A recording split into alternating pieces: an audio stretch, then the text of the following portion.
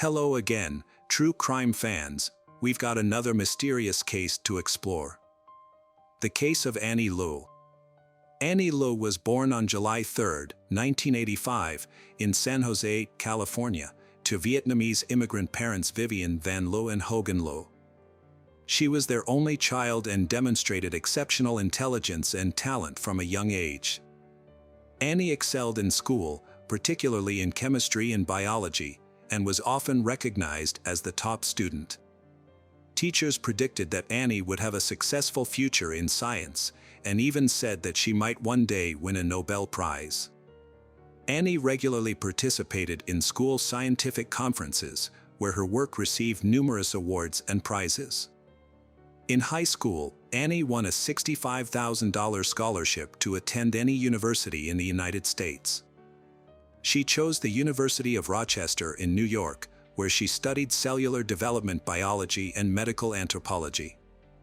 Annie focused her dissertation on diseases caused by metabolic disorders and dedicated significant time to laboratory work. She made significant strides in her research, contributing to the treatment of diabetes mellitus and certain forms of cancer. During her time at the University of Rochester in New York, Annie met Jonathan Widowski, a talented student and aspiring scientist specializing in physical and mathematical sciences. Their relationship blossomed quickly, and their parents were delighted with their children's choice. Then Annie pursued a master's degree at the prestigious Yale University, simultaneously she working in a scientific laboratory. While her partner, Jonathan, pursued science at Columbia University in New York. Although they were physically far apart, but their relationship remained strong, thanks to weekend visits and sharing plans for the future.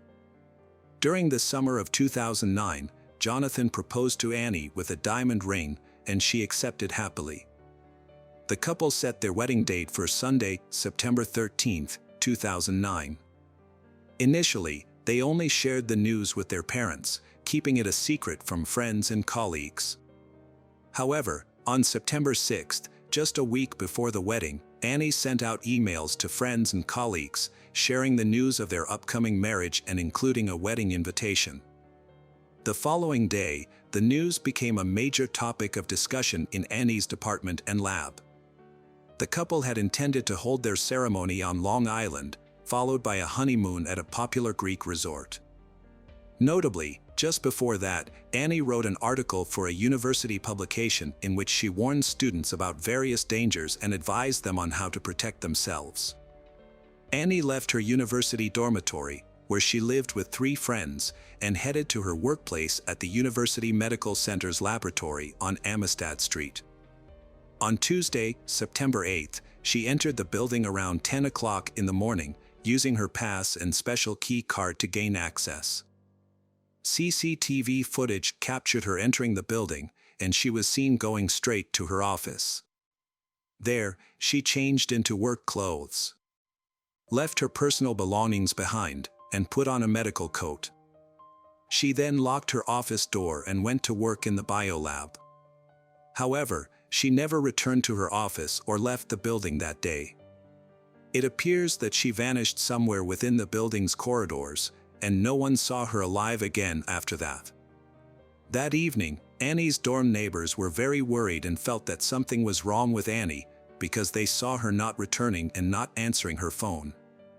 Typically, Annie was very responsible and punctual, always returning at the same time, but as midnight approached, she was still missing. Her friends decided to report her disappearance to the police. As it turned out, Annie's parents and fiancé had also been unable to reach her that night. They initially thought she might be working late due to a heavy workload and will contact them when she is free. When the police arrived, they assumed Annie was nervous before the wedding and she might have gone somewhere to relieve her stress. However, police opinions later changed when they examined Annie's office, reviewed CCTV footage, and tracked her movements within the building using her key card. Things revealed that Annie had entered the building in the morning but never left. Her personal belongings, including clothes, bag, wallet, and cell phone, were still in the office, but she disappeared. Due to lack of concrete evidence or clues, the Federal Bureau of Investigation had to get involved. They searched for Annie and interviewed potential suspects. People close to Annie described her as intelligent, kind, cheerful, and energetic, with no known enemies. Annie's family and fiancé waited anxiously for news. They hoped that she would be found alive. However, the detectives didn't think so. When they looked at the situation, they concluded that Annie was likely no longer alive. The laboratory building was secured and treated as a crime scene. Because access was restricted to staff and students with name badges, the pool of suspects was clearly defined. The atmosphere at the university was tense, as everyone understood that a possible murderer might be among them. Jonathan was questioned by authorities. However, he had a solid alibi, having been in another state at the time of the incident. He was extremely worried about the situation and appeared to be close to having a nervous breakdown himself. One of the teachers and Annie's supervisor was initially suspected, having cancelled his lectures on the day she vanished and couldn't provide an alibi. But after further questioning, his involvement in the case was deemed unlikely. Despite this, police still believe the culprit was someone in the Yale University lab, possibly a student, faculty member, or staff. On September 12, a disturbing clue was found in a building, providing the first concrete evidence that Annie had died.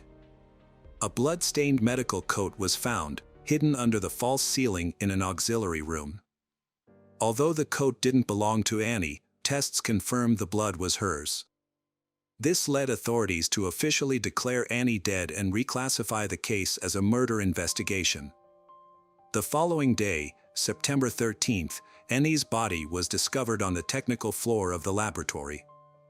Tragically, this was the day she was supposed to marry her fiancé and leave for their honeymoon in Greece.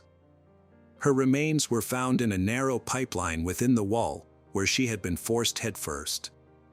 Due to her small stature, less than 150 centimeters tall, so hiding her body in this narrow space likely wasn't difficult for the perpetrator. A service dog, trained to detect the scent of decomposition, was instrumental in locating her hidden remains. The police observed that the body's placement indicated the killer was familiar with the building's layout, as it was a nearly ideal location to conceal the remains. Annie's body showed severe injuries. Most of her ribs were broken, her limbs were damaged, and several teeth were missing. However, according to the forensic report, the cause of death was mechanical asphyxiation. In simpler terms, Annie was brutally beaten and then strangled. Subsequently, her lifeless body was placed in a pipe in the basement wall.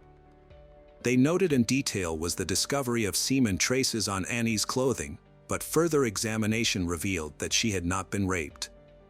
A prime suspect emerged a few days into the investigation. Raymond J. Clark III, a young technician, had caught the attention of the police.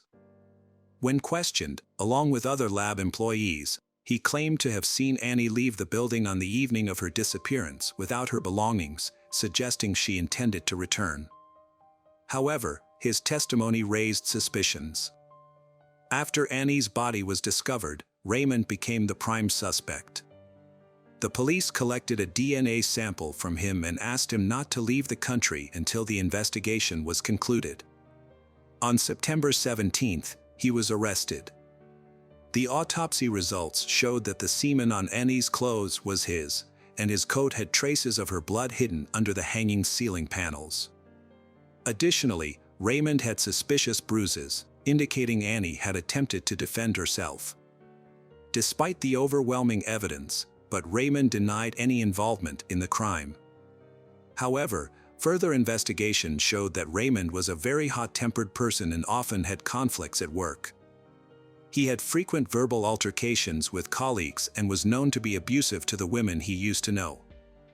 Raymond's academic record was unimpressive, but he excelled in sports.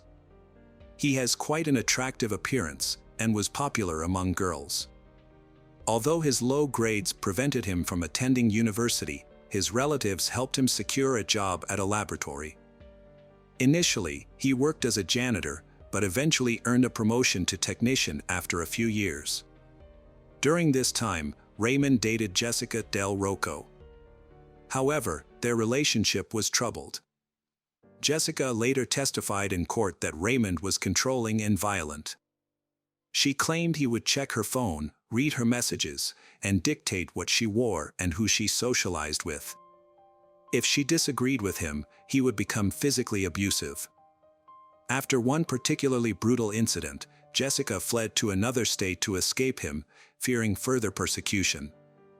Despite this, she never reported him to the police. For the past year, Raymond had been in a romantic relationship with Jennifer Radko, a student at Yale University. Despite rumors of his infidelity with other students, graduate students, and lab employees, Jennifer accepted his marriage proposal and began wedding preparations. Although there is plenty of evidence of Raymond's guilt, but his motive for the crime remained unclear. He never revealed his motive, even after fully admitting his guilt. Initially, it was believed that the murder was caused by a workplace conflict. Raymond and Annie had been conducting experiments on lab mice to study the effectiveness of enzymes in treating cancer, diabetes, and other diseases. The mice were under Raymond's care, and he considered the lab his domain. He was a strict rule follower and often came into conflict with his co-workers, whom he would report to their superiors. On the day of the murder, Annie stayed late in the laboratory, entering an area where experimental animals were kept. Raymond, who may have already cleaned the area, also entered. There was then a possible confrontation between them, which eventually led to Annie being strangled in a fit of rage. An alternative theory suggests that Raymond had been trying to court Annie for a long time, but she had rejected him. This rejection made Raymond very angry, because he was someone who was not used to being rejected. When he learned of her upcoming wedding, Raymond became consumed by jealousy. The next day, he found himself alone with her in the laboratory and attacked her, attempting to rape her before strangling her. This theory could explain the emergence of seminal fluid on Annie's clothing, but it has never been proven conclusively. The case received widespread attention from the start, as the murder occurred on the campus of a prestigious university and the victim was a graduate student and a rising star in the sciences. The investigation was closely followed by the media. Notably, Raymond's ex-girlfriend, Jessica Del Rocco, participated in several interviews, where she openly discussed her past relationship with Raymond. Raymond's first court appearance was on October 6, 2009, in Connecticut. At this time, he denied any involvement in the murder and refuted the charges brought against him. The hearing was postponed several times to collect more evidence and documents related to the case. Investigations revealed that Raymond had been in the company of Annie in the laboratory for at least an hour, during which time Annie was brutally murdered. To hide his crimes, he used his key card over 50 times across various locations. Eventually, he reached the technical floor. Here, he spent approximately 15 minutes concealing the body Annie's within a wall. Shortly after, the fire alarm was triggered, which Raymond himself had activated. This allowed him to exit the building with the other staff members, thus he would avoid police suspicion. Another important clue is that in the pocket of the coat found under the false ceiling was a green ballpoint pen. This pen was later confirmed to be the same one Raymond used to sign various work logs on the day of the case. Additionally, witnesses observed Raymond meticulously scrubbing the lab floor in specific areas over the next few days, despite it appearing to be already clean. Furthermore, he disposed of all cleaning equipment, as well as a pack of tissues from the table with small brown stains resembling blood splatters. These items were later retrieved from a trash can, and forensic analysis confirmed that Raymond had made a thorough attempt to eliminate any traces of Annie's blood. In February 2011, Raymond agreed to a plea deal with the investigators. In exchange for a reduced sentence, he would plead guilty. On March 17, 2011, at the next court hearing, he pleaded guilty to murder and attempted rape. He also expressed remorse and apologized to the parents and fiancé of Annie. However, Raymond never disclosed the details of what happened on the evening of the crime. He also refused to explain why he committed the act. As a result, Raymond J. Clark III received a 44 years prison sentence. He is currently serving his sentence at the Cheshire Correctional Institution in New Haven County, Connecticut, and is scheduled for release in September 2053. In an interview, the parents and fiancé of Annie stated that they consider the sentence fair, despite the fact that it will not bring back their daughter. The victim's mother, Vivian Van Loo, delivered a heartfelt speech during the sentencing. With tears in her eyes, she said that she would never be able to hug Annie again, can't hear her laugh, or have grandchildren again. Goodbye, Annie, the most precious gift God gave her.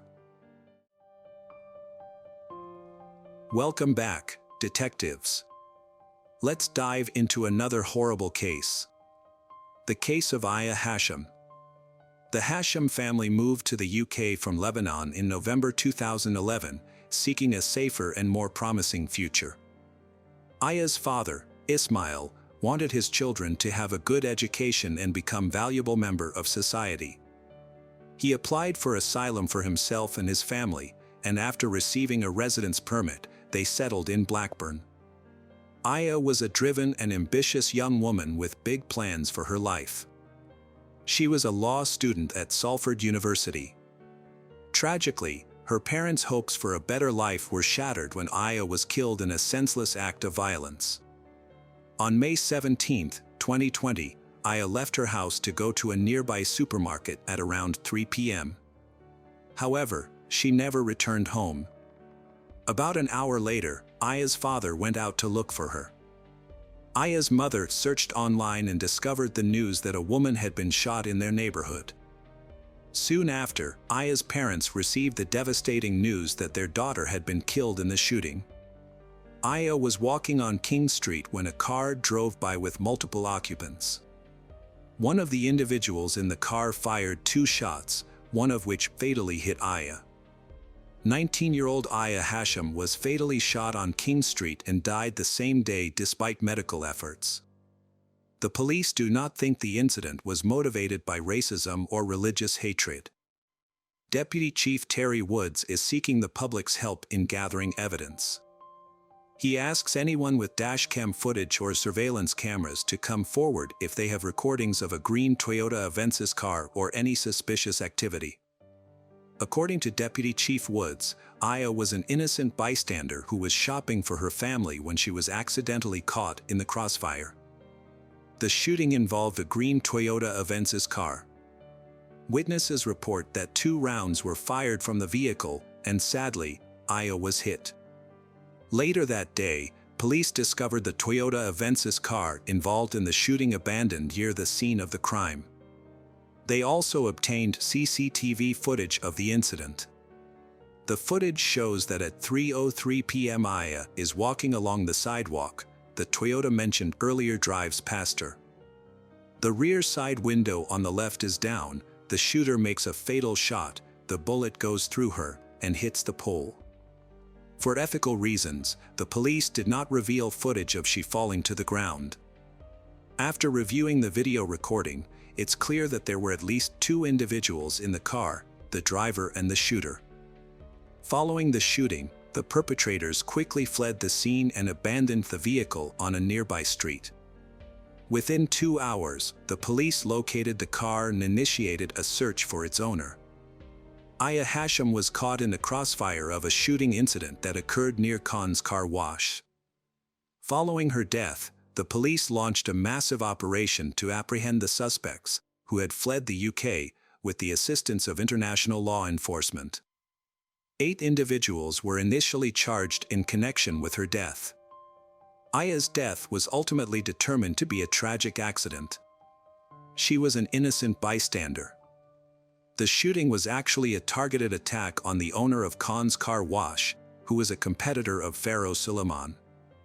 It was Suleiman who allegedly hired a hitman to take out Khan, but the bullet mistakenly hit Aya instead.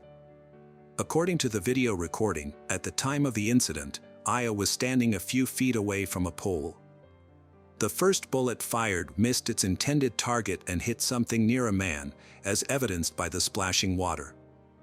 The key point here is that the shooter made a mistake. The person they aimed at was not the business owner, but rather an employee who was mistaken for Khan. During the second shot, Aya was positioned between the shooter and the employee. The bullet struck her in the left side of her chest, passed through her body, and then hit the pole. The car immediately fled the scene. The car wash owner, Khan, witnessed Aya falling to the ground and rushed to her aid, calling emergency services in the process. He described the events, stating that he had seen the car and the gun, and then the assailant sped away. According to him, they returned and started shooting, aiming the gun at him, which left him confused. To better understand the crime, let's examine the roles of the individuals involved. We'll start with the mastermind, Pharaoh Suleiman. Pharaoh Suleiman was a successful businessman with a loving family. Suleiman owned a thriving tire shop that had gained significant popularity over time. The business provided him with a substantial income, enabling him and his family to live a comfortable life. He was also active on social media, frequently sharing photos of himself driving expensive cars, giving his followers a glimpse into his life. When his business began to decline, he devised a plan to eliminate his competitor, Khan. Despite being a potential suspect due to his motive, Suleiman went ahead with the plan.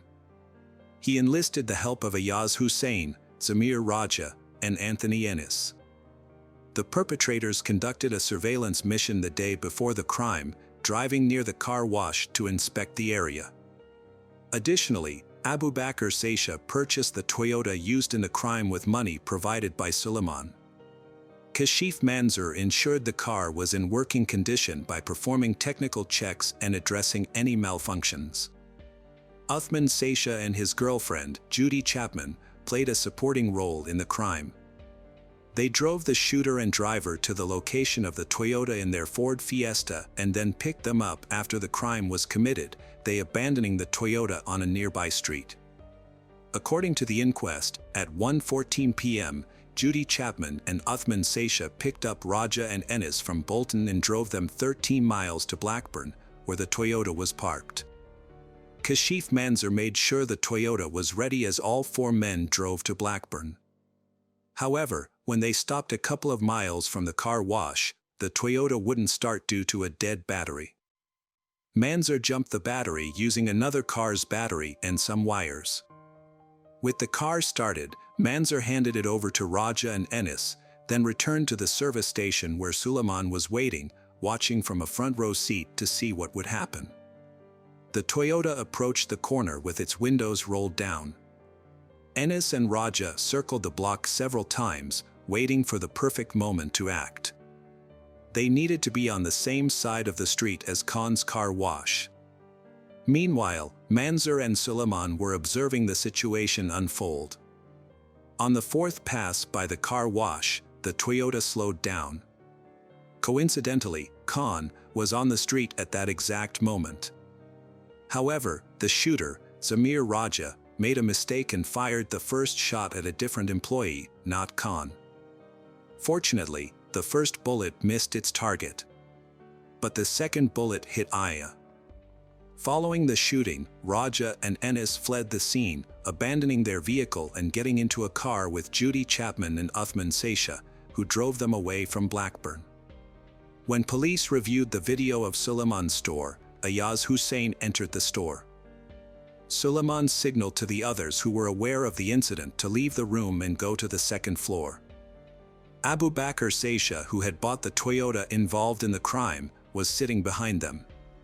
When Abu Bakr Saisha overheard the police radio mention that the perpetrator's car had been found, he immediately got up to discuss something with Suleiman.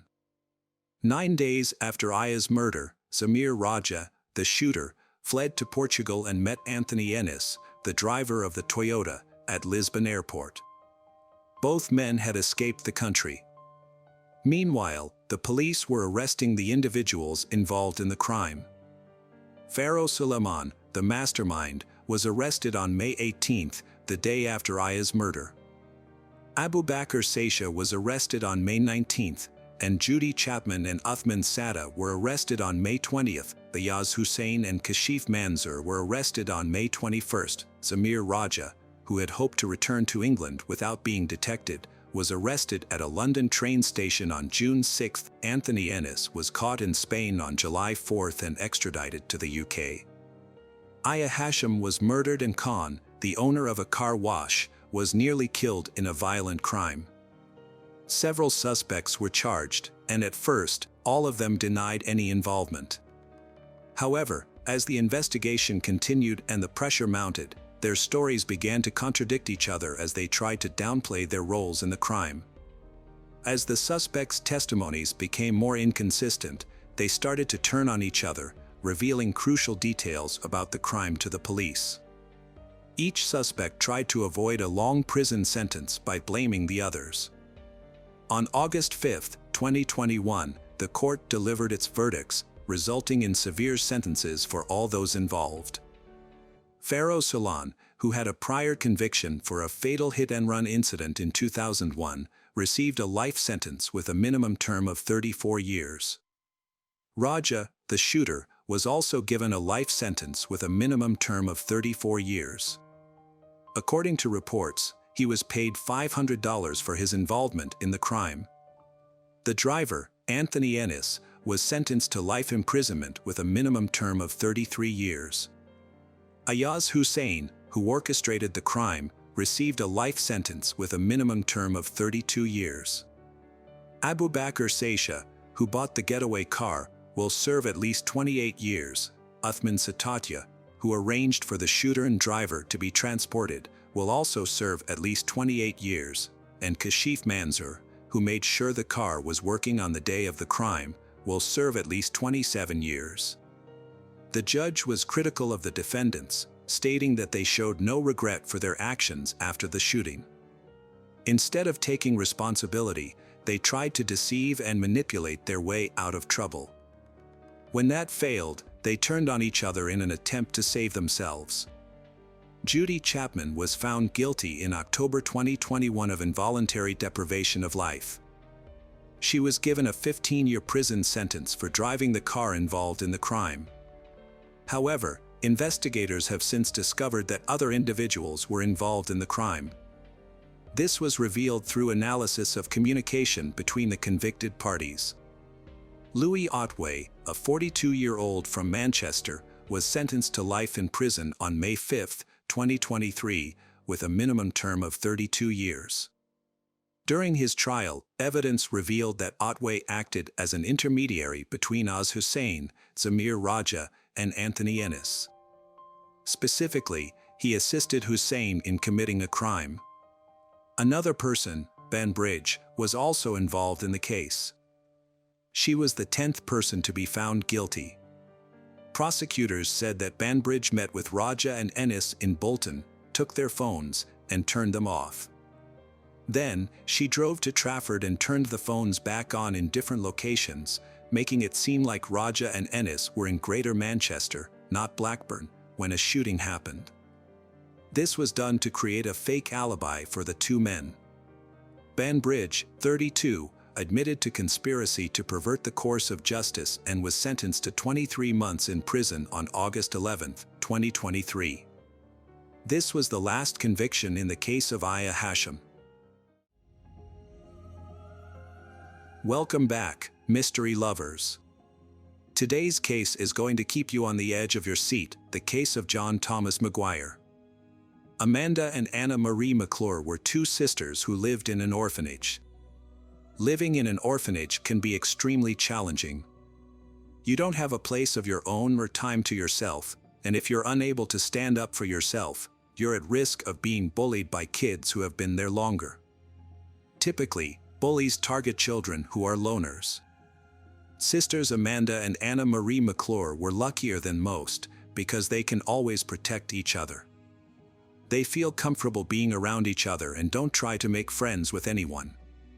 Unfortunately for Anna Marie and Anna Marie, their family secret is about to be revealed. Their father, Larry, has been convicted and imprisoned, and this news has been widely broadcast on television by various news sources. One day, the McClure sisters, Amanda and Anna Marie, helped a new girl named Meredith who was being bullied. Meredith had been living with her mother, who was addicted to drugs. After her mother's death from an overdose, Meredith was too afraid to call for help and stayed with her mother's body for a few days. It wasn't until a friend visited and found her mother's body that emergency services were called. Meredith soon became friends with the McClure sisters, and the three of them had a lot of fun together. Amanda and Anna Marie never told anyone why they were living in an orphanage. And when Meredith asked, Anna Marie made up a story about their father being a police officer who died while on duty to catch a dangerous criminal. Meredith was so impressed with Anna Marie's story that she told it to the other children at the camp. Overnight, the McClure sisters became heroes and were admired by everyone.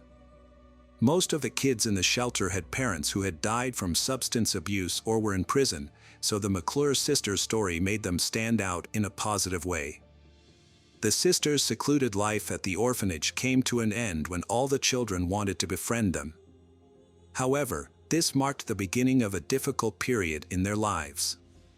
A heartbreaking truth comes to light: their father, presumed dead, is actually alive and serving a prison sentence for violence and sex crimes he committed against minors.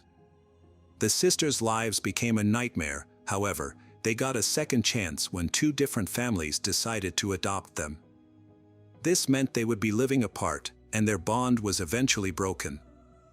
Amanda, who had previously worried her adoptive parents. They were worried that she would be single forever, and that not having a biological family had a profound effect on her mental health.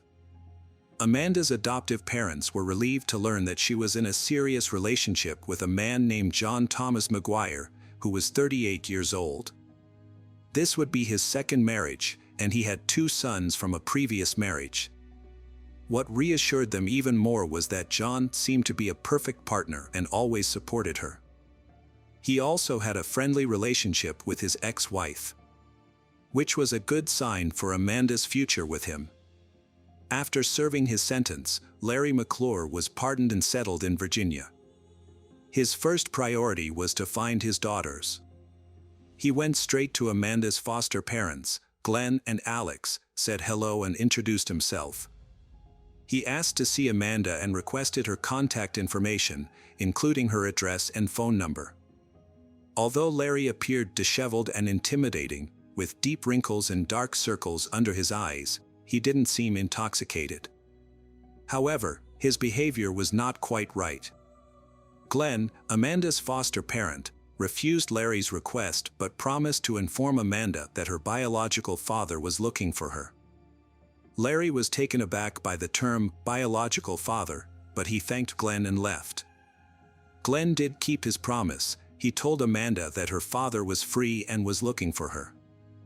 Amanda was torn, with a part of her wanting to reject her father, given his past mistakes, and another part wanting to give him another chance. Amanda reaches out to her father, Larry, after many years of separation. Amanda initiates the conversation by calling her father, who is overjoyed to hear from her. Larry asks about her well-being, and she shares that she's doing well, married, and happy. Larry was very happy for his daughter and invited her and her husband to have dinner with him. Amanda is initially uncertain about meeting her father, but he senses her hesitation and reassures her by telling her to forget the old grudges, and he has lived all these years with only one thought: to see her and Marie. This suggests that Larry has been thinking about his daughters and wants to see them again. Larry's meetings with Amanda and John led to their introduction to the world of illegal substances, which he manufactured himself in his camper. Initially, their financial situation was stable, but Larry manipulated them into funding his substance production. As their addiction deepened, they both lost their jobs. Larry persuaded John to register as a drug addict to receive $180 in state assistance. However, this amount was insufficient to support their habit, and Larry continued to exploit them for money. Meanwhile, Larry met Anna Marie and repeated the same pattern, getting her hooked on substances and taking her money.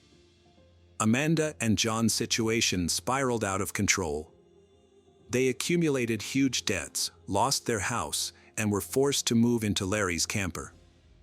John's parents, who were unaware of the situation, were told that they was going on a trip together. In reality, Amanda and John had become entrenched in a cycle of substance abuse and alcohol consumption with Larry, and John's parents have never heard from their son since. On Valentine's Day, John, still reeling from the effects of substance abuse, planned a romantic evening for his wife Amanda at the family circle. He cooked a fancy dinner, inviting Larry and Anna Marie to join them.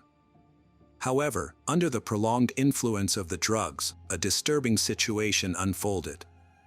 Amanda and Larry, who were supposed to be father and daughter, began to develop an inappropriately close relationship. Sadly, John was unaware of this, and as a result, he became redundant in their twisted relationship. During the meal, John spoke very many warm words to Amanda, which made Larry extremely anxious. As the tension increased, Larry interrupted John's speech and asked if he could be completely honest with his wife. John agreed, and Larry suggested a game.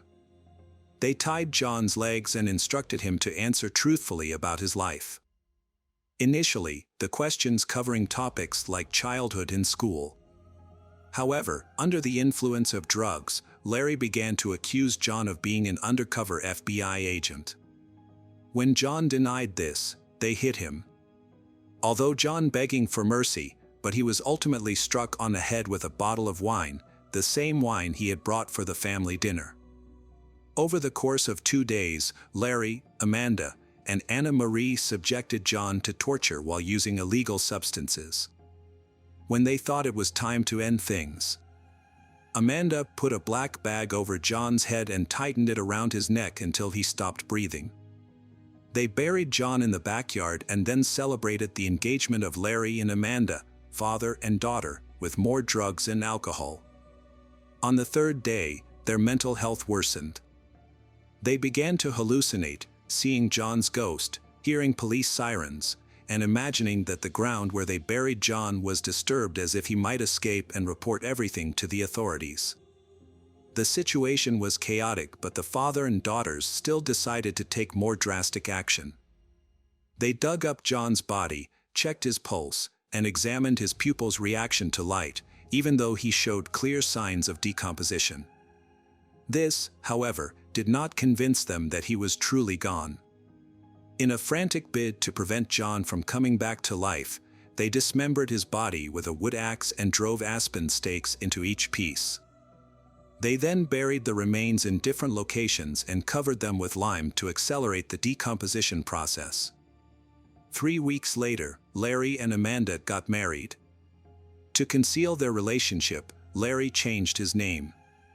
The new family aimed to start afresh, moving to Kentucky. They promised each other to stop using illegal substances for good. To avoid suspicion, they even hung an American flag over their front door, just like their neighbors did. By this time, John's ex-wife and parents were becoming increasingly concerned about his lack of contact. In 2019, John's mother even filed a police report regarding his disappearance. Meanwhile, Larry failed to inform the police about his move to another state, which violated his probation terms and led to his return to prison. Larry's mental state deteriorated, especially after long-term substance abuse and alcohol use. This sent him into rehab, leading to anxiety and confusion between what was real and what wasn't, reflected in his disturbing behavior. Larry suspected that the parole violation was merely a pretext for authorities to search his backyard for John's remains. He felt an urgent need to contact Amanda or Anna Marie and instruct them to dig up the body parts and rebury them far from their home. Since all prisoner calls are monitored, he had to find a discreet way to communicate this information. Larry meticulously prepared a speech to convey his message, but ultimately, he was denied the opportunity to make calls. Unable to cope with the situation any longer, he decided to confess to the police. Larry thought that if he confessed to the murder before being charged, he might avoid the death penalty. He even considered blaming his daughters to make his situation better. However, the police officer did not believe him. First of all, what murder? What body parts were buried in the backyard? What crazy idea did this man have? Legally, they had to verify his claims. Initially, the police planned to conduct an investigation. They took his statement, and they found out that John was indeed missing. A police unit was sent to Larry's house. First on the scene, investigators found evidence that Larry had mentioned, confirming all of the criminal's statements. The McClure sisters were quickly apprehended. Amanda and Anna Marie were in shock, unable to believe that their father and stepfather could confess to such a brutal murder. They were even more stunned to learn that Larry was trying to portray himself as an innocent bystander, claiming in his testimony that it was his daughters who killed John, and he was just unwittingly involved in the crime. As the investigation unfolded, each the family McClure member sought to protect themselves and convinced the police that their involvement was purely accidental. This situation was particularly difficult for John's relatives because there was no body, only remains were found. Those remains had to be carefully collected by forensic experts, transported to his parents, and ultimately buried in a closed coffin. It has been mentioned many that John was a kind person. Despite the challenges they faced, his parents were able to arrange for his burial. Some friends contributed financially, while others assisted with transportation and funeral planning. John was laid to rest at a Lutheran church on October 25, 2019. On February 15, the day after Valentine's Day, a member of the McClure family posted on Facebook, claiming it was a message from John. The post stated that he was going on a long trip and would be out of touch, asking friends not to worry about his absence. This raised suspicions that the family McClure had planned to kill John, and they wanted to deceive others to avoid causing panic. Despite the severity of the crime, but during the trial, Larry and Amanda received an additional 6 months in their sentence due to their illegal father-daughter marriage, which is prohibited in the state. The trial began, and Larry testified. He revealed that he had always felt remorse for his children throughout his life. He explained that when they were very young, he committed a serious crime that led to them being placed in an orphanage. Their birth mother had abandoned them, and he was the only one left feeling heartbroken.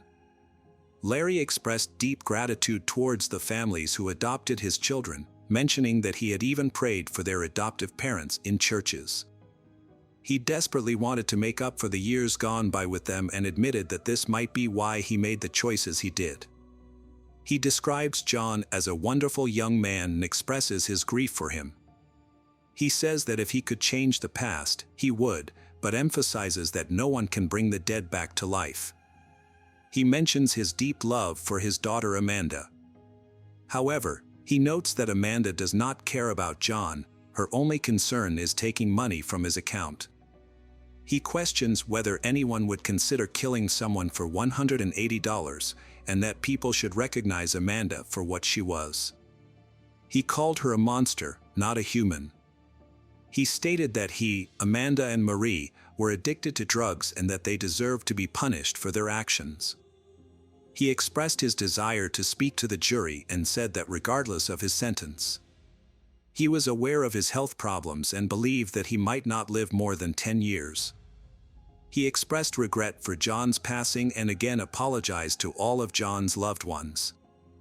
The trial dragged on because the defendants kept changing their statements about whether they killed John or not. Amanda, unable to bear the long trial, made a deal with investigators. In return, she was assured that she would be charged with involuntary manslaughter at her next trial. Larry then gave another speech. He said, "The four of us bought the ingredients to make illegal drugs. Amanda came to me and shared her wish to get revenge on John. The reality is that John, while high on drugs, assaulted Anna Marie, which led to her becoming pregnant. For me, I needed to regain my daughter's trust after years apart. I felt I could not refuse their demands. I often blamed myself for what had happened and thought about ending my life. But I wondered, why should I suffer when this crime was committed by them? After Larry's speech, it was John's family's turn to speak. John's mother cried uncontrollably and could not express her emotions. She expressed, "Even if one day I can forgive the McClure family, I will never forget what they did. I also hope I live long enough to see one of them die before me." Next, John's children spoke, cursing the killers and declaring that they would never forgive them. The judge delivered the final verdict, sentencing Larry McClure to life in prison without the possibility of parole.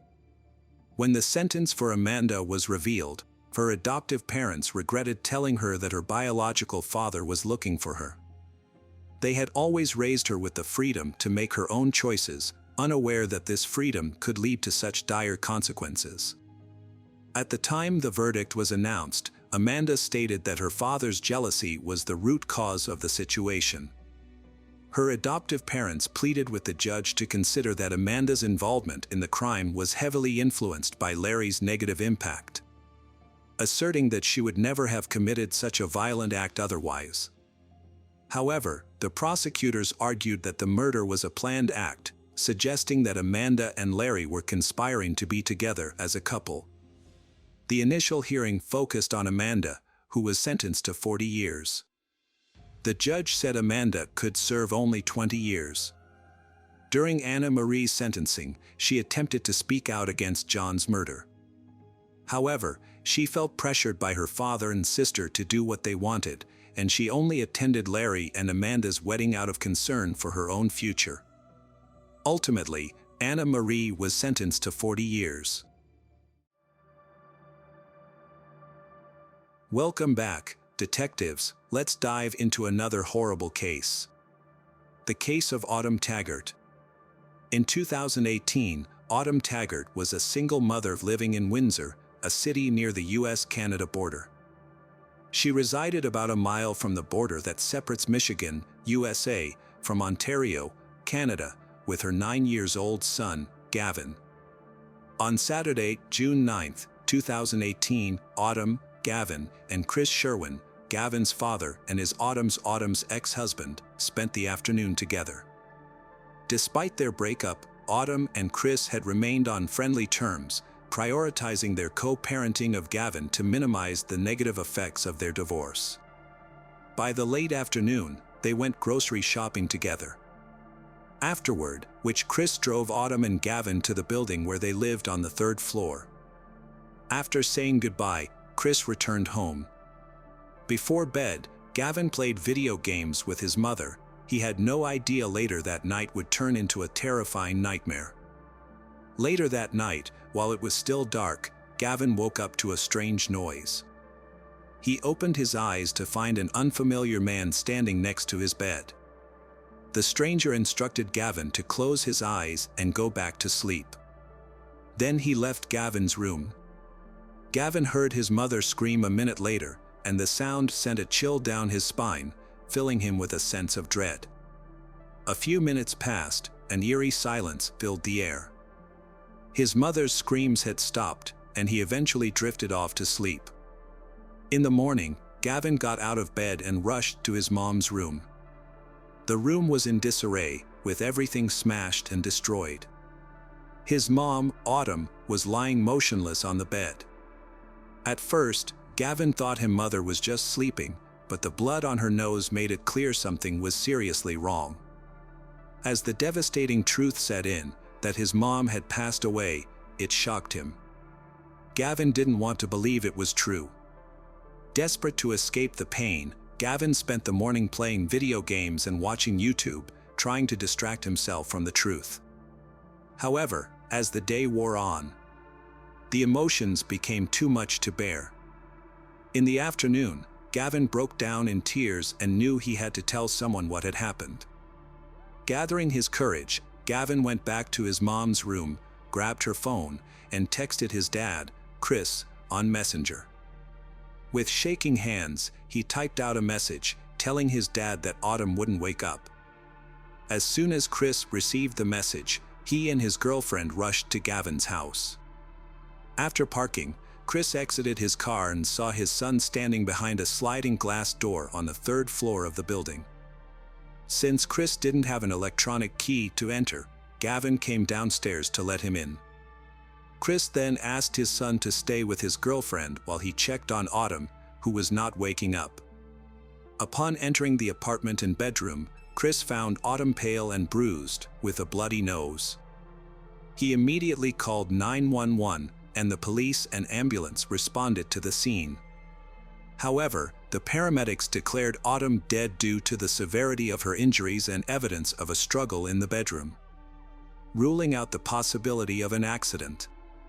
As investigators searched the apartment for evidence, a specialist interviewed Gavin to gather more information. The boy revealed that a stranger had entered their house and told him to go back to sleep. He reported hearing his mother's screams, which eventually stopped. Gavin also described the man he saw in his room, recalling that the man was of average height, white, and had disheveled hair, appearing as though he had just woken up. The boy's testimony described the suspect as skinny but not extremely so. A forensic examination after Autumn's death concluded she died from strangulation, with visible signs of a prior beating and genital injuries. Male DNA was also found on Autumn's body.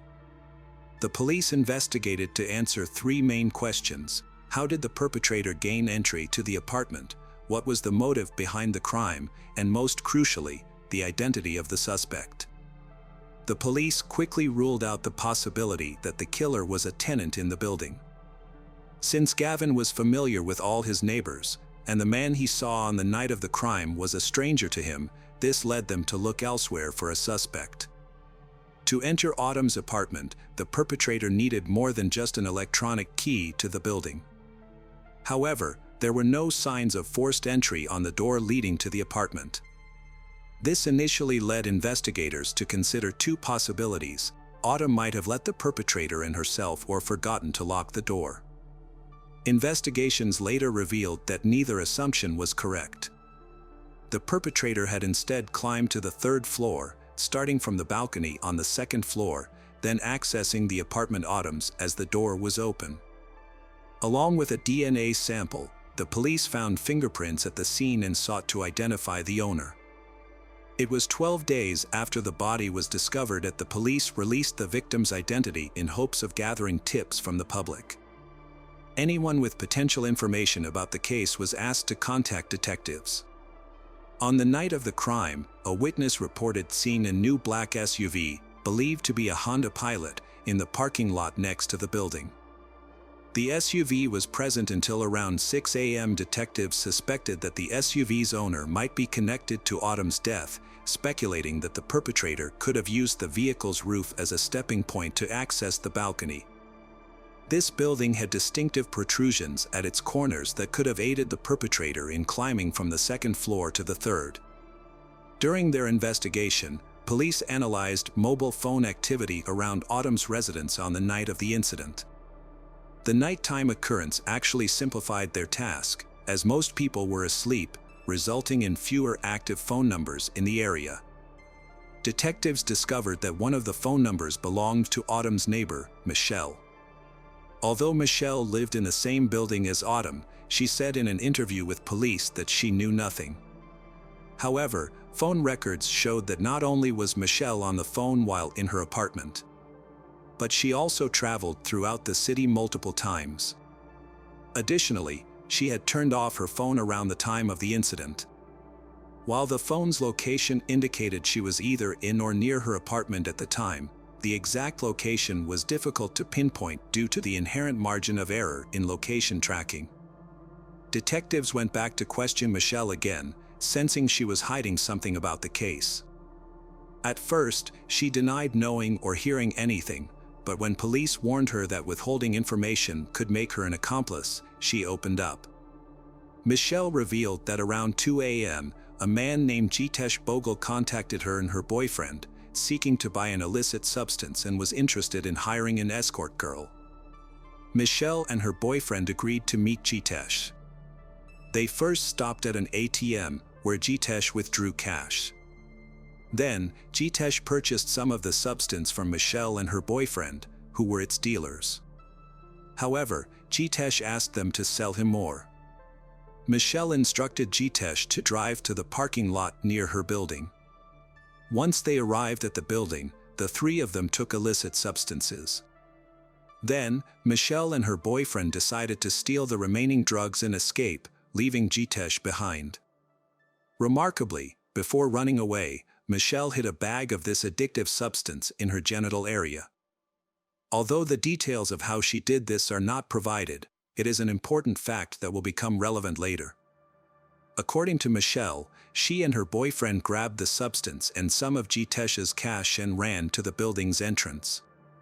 They then entered their apartment and locked themselves in, remaining quiet and keeping the lights off. Since Jitesh didn't have an electronic key, he was unable to enter the building. He also refrained from shouting or honking his car horn, fearing someone would alert the police. From their apartment window, Michelle and her boyfriend observed shoe marks on the roof of Jitesh's car. Jitesh drove away around 6 a.m. Investigators hypothesized that Jitesh had attempted to sneak into the building to retrieve the stolen substance and money. However, not knowing Michelle's apartment, he likely entered Autumn's apartment by mistake. The police now have the phone number and photo of suspect Jitesh. The image was captured from a bank security camera, where Jitesh had withdrawn cash to purchase the substance, and an ATM camera also took his picture. After verifying the phone number, investigators discovered that he was a 27-year-old Canadian citizen. He worked as a car development engineer in Warren, Michigan, and owned a black Honda Pilot SUV. Initially, Jitesh regularly commuted to Windsor, Canada, by crossing the river via bridge or tunnel. However, authorities tracked his movements, revealing he had left Canada on the morning of June 10, the day Autumn died, and he has not returned to the country since. Following the release of information about a black SUV at Autumn's house, Jitesh sold his vehicle. The Canadian police collaborated with their American counterparts, learning that Jitesh planned to relocate from Michigan to Washington State, where his parents resided in Kent. After relinquishing his job and left Canada, Jitesh's actions raised suspicions. Nevertheless, the police required concrete evidence to make an arrest and facilitate his extradition to Canada. To investigate Autumn's death, the Windsor police sought assistance from the U.S. National Security Agency to track Jitesh's movements.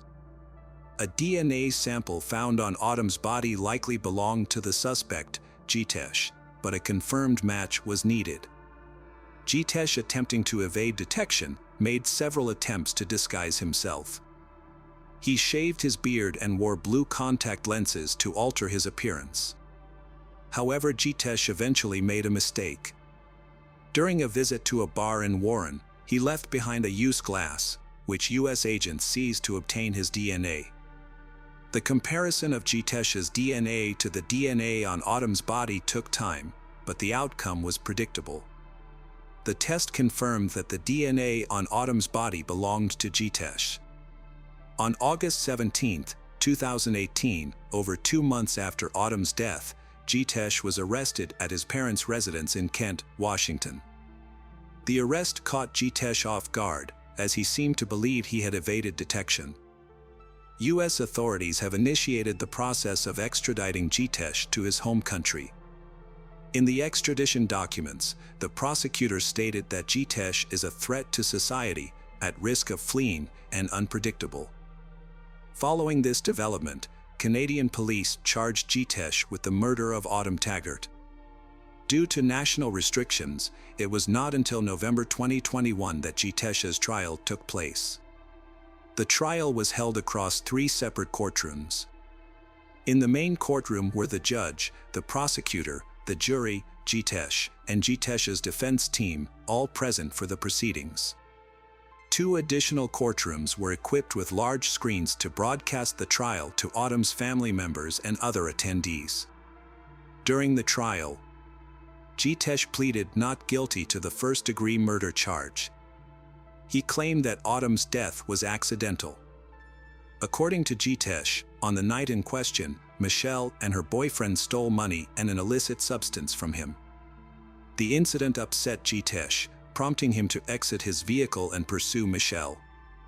However, due to his intoxication from consuming a substantial amount of alcohol and substances, Jitesh's memory of that night's incident is very limited. He recalled entering Autumn's apartment after climbing onto the balcony. However, he claimed he mistook her for Michelle, someone he believed had previously robbed him, on he finding Autumn asleep in her bed. Autumn woke up and screamed, but Jitesh immediately ordered her to be quiet. However, she continued to scream, and in an attempt to silence her, he covered her mouth with his hand. Unfortunately, this action caused Autumn to suffocate. Jitesh later claimed that he did not realize he had caused Autumn death until her screaming stopped. He attempted to revive her with CPR, but it was unsuccessful. Additionally, Jitesh did not recall how Autumn sustained genital injuries or how he left her apartment. His lawyers argued that the crime was not premeditated, citing Jitesh's extreme intoxication and inability to control his actions as the reason. According to them, his actions, including covering Autumn's mouth to silence her, were not a deliberate to take her life. According to defense attorney Peter Thorning, Jitesh was too drunk to fully understand the consequences of his actions. Peter emphasized that Jitesh's behavior could be attributed to his intoxication, and that the tragic outcome was unintentional, stating, "Sometimes terrible things happen without us intending the result, and that is what happened in this case." The lawyers pointed out a crucial aspect of the case. There was no evidence that Jitesh had engaged in intercourse with Autumn. This detail is significant, as it could impact Jitesh's sentence. Although Jitesh's DNA was found on Autumn's body, it was not seminal fluid. The lawyers argued that the appearance Jitesh's DNA could be the result of cross-contamination, where DNA is transferred from one surface to another. This could have occurred through the gloves of a forensic expert, for example. Jitesh's lawyers attempted to prove that John Lort, who worked in the forensic unit during the investigation, mishandled evidence and accidentally transferred their Jitesh's DNA to Autumn's body. John Lort's responsibilities included photographing the crime scene and collecting evidence that came into direct contact with Autumn. The defense lawyer, Peter Thorning, suggested that John Lort may have caused cross-contamination by rotating the body on the bed sheet, which was seized as evidence. This action could have resulted in the transfer of DNA or fluids between the body and the sheet. During cross-examination, John Lort testified. Peter Thorning asked John Lort if he had received proper training to work as a forensic identification expert. John Lort replied that he had taken precautions to prevent cross-contamination by changing gloves between handling each piece of evidence and using his camera to take photographs. John Lort searched Autumn's room for fluids such as urine, saliva, and semen. The reason for this search is that the likelihood of a sexual assault is higher when the victim is female. During the trial, John Lort testified that he found no indication of a sexual assault based on his search for fluids. John Lort stated in court that his investigation did not reveal any signs of a sexual assault on or around Autumn's body. He also did not find any evidence of a struggle. According to John Lort, a typical struggle usually leaves behind signs such as forced entry, tampered locks, or blood spatter, but none of these indicators were found at the crime scene. In contrast, the prosecutor offered a different perspective. Referencing a past instance where Michelle hid a substance in her genital area, the prosecutor suggested that the defendant knew about this and searched Autumn's body in the same area. He claimed that even though Jitesh used his hand, the act was still a form of assault. The prosecutor expressed strong disapproval of Jitesh's actions. During questioning by the prosecutor, Jitesh was asked why he did not immediately call 911 when Autumn stopped breathing. Jitesh responded, "He disagree. although the context of this response is unclear. Jitesh expressed his fear that the police would not believe him if he reported what happened. During his testimony, Jitesh admitted that he had limited recollection of the incident that transpired in Autumn's room. However, he specifically remembered performing CPR on Autumn after she stopped screaming, which involved administering 15 chest compressions and 3 rescue breaths. The prosecutor questioned Jitesh's claim that the strangulation of Autumn was accidental. The prosecutor argued that if the defendant's intention was simply to silence Autumn, he could have achieved this by covering her mouth, rather than also closing her nose. This deliberate action, the prosecutor suggested, indicates that the defendant understood the consequences of his actions. Autumn's son, Gavin, also provided testimony during the trial. Gavin's testimony was given in a separate room from the main courtroom, accompanied by a support worker. Gavin said someone came into his room and spoke to him, but he doesn't remember what they said. The person stood close to him, but they didn't touch him. After they left, Gavin heard his mother screaming in the distance. This part of the experience felt like a dream, but eventually it stopped and he fell asleep again. And he woke up in the morning. The next morning, Gavin went to his mother's room and found it in disarray. Everything was knocked over, broken, or destroyed. At first, he thought his mother was just sleeping, but then Gavin noticed blood on her nose and realized that she was actually dead. He was in shock and couldn't process what he was seeing. Despite feeling overwhelmed, Gavin tried to cope with the situation by carrying on with his day as usual. Gavin recalls spending part of that day playing games and watching YouTube videos.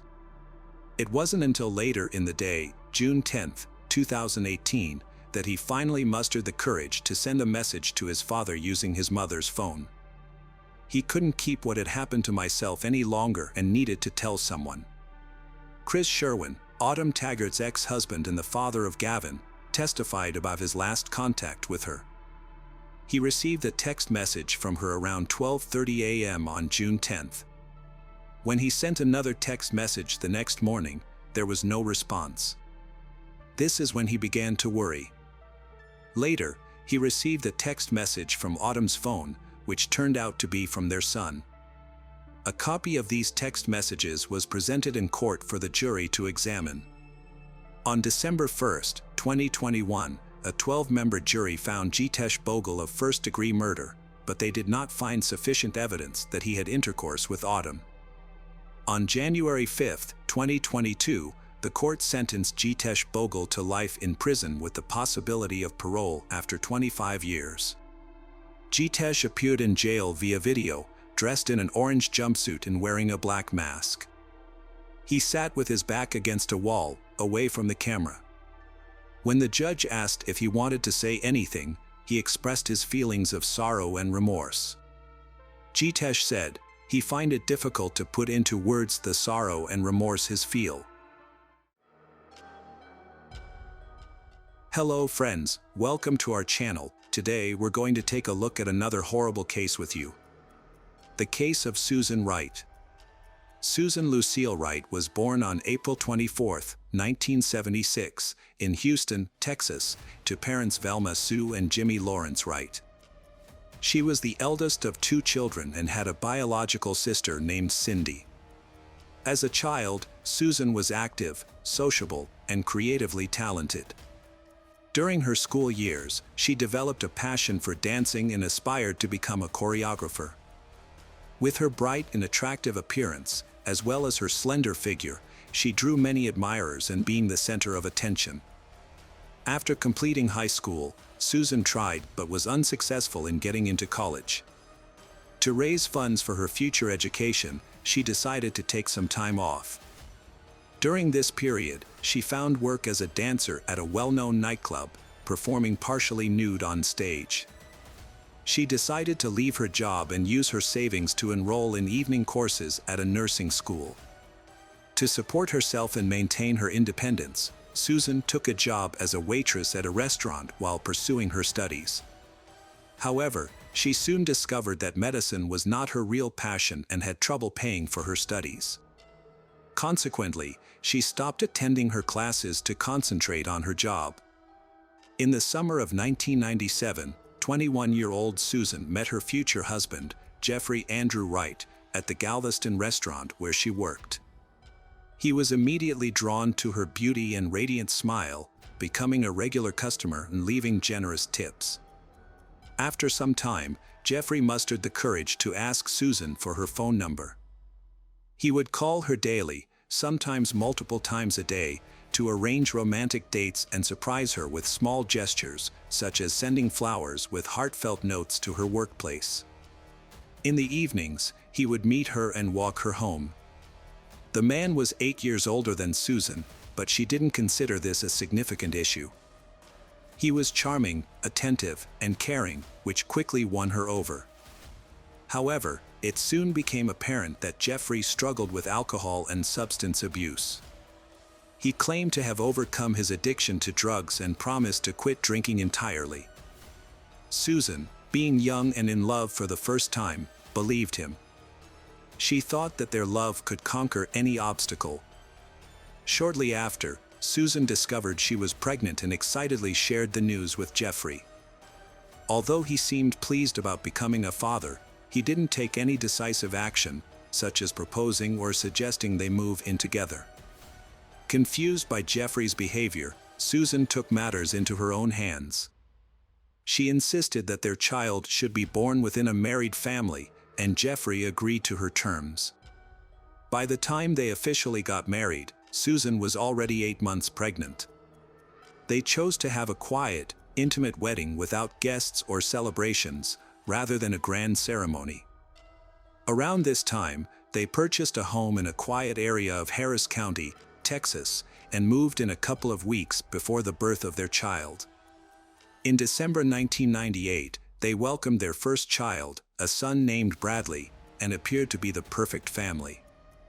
In 2001, Susan became pregnant again, and in the spring of 2002, she gave birth to a daughter named Kay. The family had a small dog named Buck, a comfortable family car. Jeffrey worked at a local construction company, and after the children were born, Susan became a stay-at-home mom by mutual agreement. She took care of the kids and created a cozy home environment. The neighbors said that Mrs. Susan was a kind person, friendly, sociable, a caring mother, and a loving wife. However, it was later revealed that the reality of their family life was far from perfect. Her husband was extremely demanding in every aspect of their lives. Susan's days were filled with cleaning, doing laundry, and cooking. Jeffrey demanded freshly cooked meals every day, prohibiting her from preparing meals in advance or reheating leftovers. Maintaining a perfect and clean home was a challenging task, especially with 2 small children.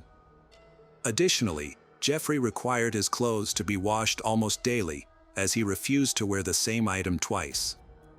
If Susan failed to meet these expectations, she faced insults, humiliation, and even physical abuse. Moreover, Jeffrey was extremely frugal, providing Susan with a meager weekly allowance of $100 to cover all household expenses, including cooking, childcare, and maintenance. Susan had to keep track of every expense, giving receipts to her husband Jeffrey. However, Jeffrey's behavior was a bigger issue. Despite promising to quit drinking, he continued and started using drugs, downplaying it as light doping for work stress. The substances made him aggressive, causing him to harm Susan and their son. Jeffrey denied his behavior was a problem, claiming Susan knew about his substance use before marriage. His parents sympathized with Susan but felt powerless to intervene. After moving in together, Jeffrey's behavior became increasingly aggressive, leading to physical, emotional, and intimate abuse. He initially apologized, but the violence became regular. Jeffrey would often go to the gym 3 times a week to practice boxing as a stress relief measure. He looked forward to sharing this activity with his son when the boy was older. On January 13, 2003, Jeffrey returned home from the gym agitated and on edge. As Susan prepared dinner, he attempted to teach their 5-year-old son some boxing moves but lost control and struck the child, causing the boy to burst into tears. Susan pretended not to notice the incident, but it was the last straw for her. Following dinner, she put the kids to bed. Meanwhile, Jeffrey stayed in the bedroom, where he continued to take drugs. There are different accounts of what happened next. According to Susan, when she went into the room, Jeffrey assaulted her, attempted to rape her, and tried to stab her with a knife. She claimed she fought back in self-defense after managing to take the knife from him. The events that followed are unclear, with different accounts of what happened. According to Susan, when she entered the bedroom, Jeffrey tried to attack her, sexually assault her, and kill her with a knife. However, she claims she managed to grab the knife and defended herself, leading to a fight. Her story changed multiple times, but the version told in court, based on the investigation, was considered more believable. Susan decided to use her dance skills to distract her husband and lower his guard. Wearing a short silk robe over her bare body, she put on a seductive show for Jeffrey. She then suggested a role-playing game that involved tying him up, which he agreed to. Using 3 of Jeffrey's neckties, she bound his hands and one leg to the bed. She used the silk belt from her robe to secure his other leg. With Jeffrey immobilized, Susan created a makeshift gag using her underwear, pretending it was part of the intimate game. To set the mood, she lit candles and turned off the lights. Jeffrey was tied to the bed with a gag in his mouth, unable to move or speak. The room was dimly lit. Jeffrey poured hot wax from a candle onto Jeffrey's chest, which was painful but initially seemed like part of a game they were playing. However, when she poured wax onto his genital area, the pain became unbearable. Jeffrey tried to free himself and scream, but he couldn't. His wife, Susan, took a small sharp knife from the kitchen and began stabbing him repeatedly, starting at his groin and moving up his body, slashing his genitals, legs, abdomen, chest, arms, neck, and face. She began slowly, expressing her grievances with each stab, recounting the insults, humiliations, and abuse she had suffered. As she continued, Susan began to cry and stab faster. Experts later counted 193 shallow knife wounds on Jeffrey's body. Most of these wounds were not fatal, and Jeffrey was conscious for most of the ordeal. Susan's actions suggested she was in a state of extreme emotional distress. Her lawyers argued that she was in a state of affect, unable to stop even when Jeffrey showed no signs of life. She had not considered what she would do next or how she would handle the body. Shallow grave in the backyard. She sat next to her husband's body on the floor for hours. Eventually, she looked around the blood-covered bedroom and knew she had to act before dawn. She carefully checked outside through the window, ensuring the coast was clear. Her gaze landed on a shallow pit in the backyard that Jeffrey had dug for a fountain over the weekend. A plan formed instantly. This pit would become her despised husband's grave. To move the body, Susan used a garden wheelbarrow. This raised questions for investigators, as a petite woman was able to single-handedly lift and transport a man twice her weight out of the house. Suspicions of an accomplice arose but were never confirmed. Under the cover of darkness, Susan discreetly relocated the body to the pit and covered it with a thin layer of soil.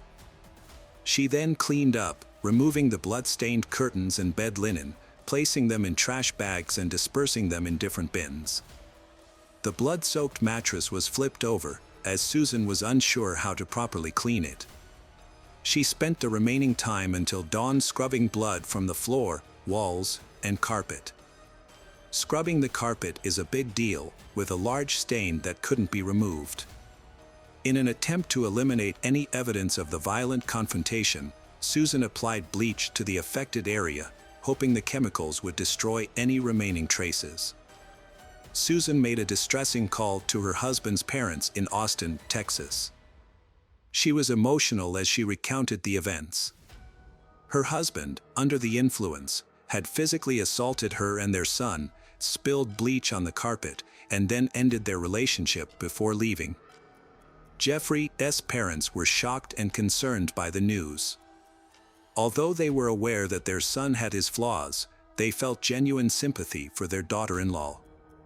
However, when they learned that he had hit their grandchild, they immediately offered for Susan and the children to come and stay with them. Despite their willingness to help, the young mother declined their offer. She added that she planned to file a police report and reveal all the incidents that had occurred at their residence. 2 days later, Susan visited the police station as her husband's sudden disappearance raised increasing concerns and action was necessary. Susan reported that she and her children had been victims of domestic violence perpetrated by her husband and required protection. She successfully obtained a restraining order against her husband, preventing him from approaching her and the children, although she was already aware that he would never be able to come near them again. As evidence, Susan presented bruises and cuts on her arms, which she alleged were inflicted by her husband using keys when she attempted to defend herself. Additionally, Susan had a small bruise on his face and corroborated that his father had struck him. At first, the tearful woman's story seemed believable and logical. She claimed her husband, under the influence of alcohol and substances, had attacked her and their young son. Then, realizing what he had done, he became scared and fled. However, over time, suspicions grew because Jeffrey had not contacted anyone. He appeared to have run away without his belongings, documents, or mobile phone. He didn't show up for work or visit his parents, and none of his friends or neighbors had seen him. It was as if he had vanished. Susan found it unbearable to stay in the house where she confronted her husband. She couldn't shake the feeling he was still alive and would rise for revenge. She was losing her grip on reality. Even their dog Buck sensed it, constantly barking, trying to dig up the yard where Jeffrey was buried. On January 17th, Susan went to her mother's house with her children.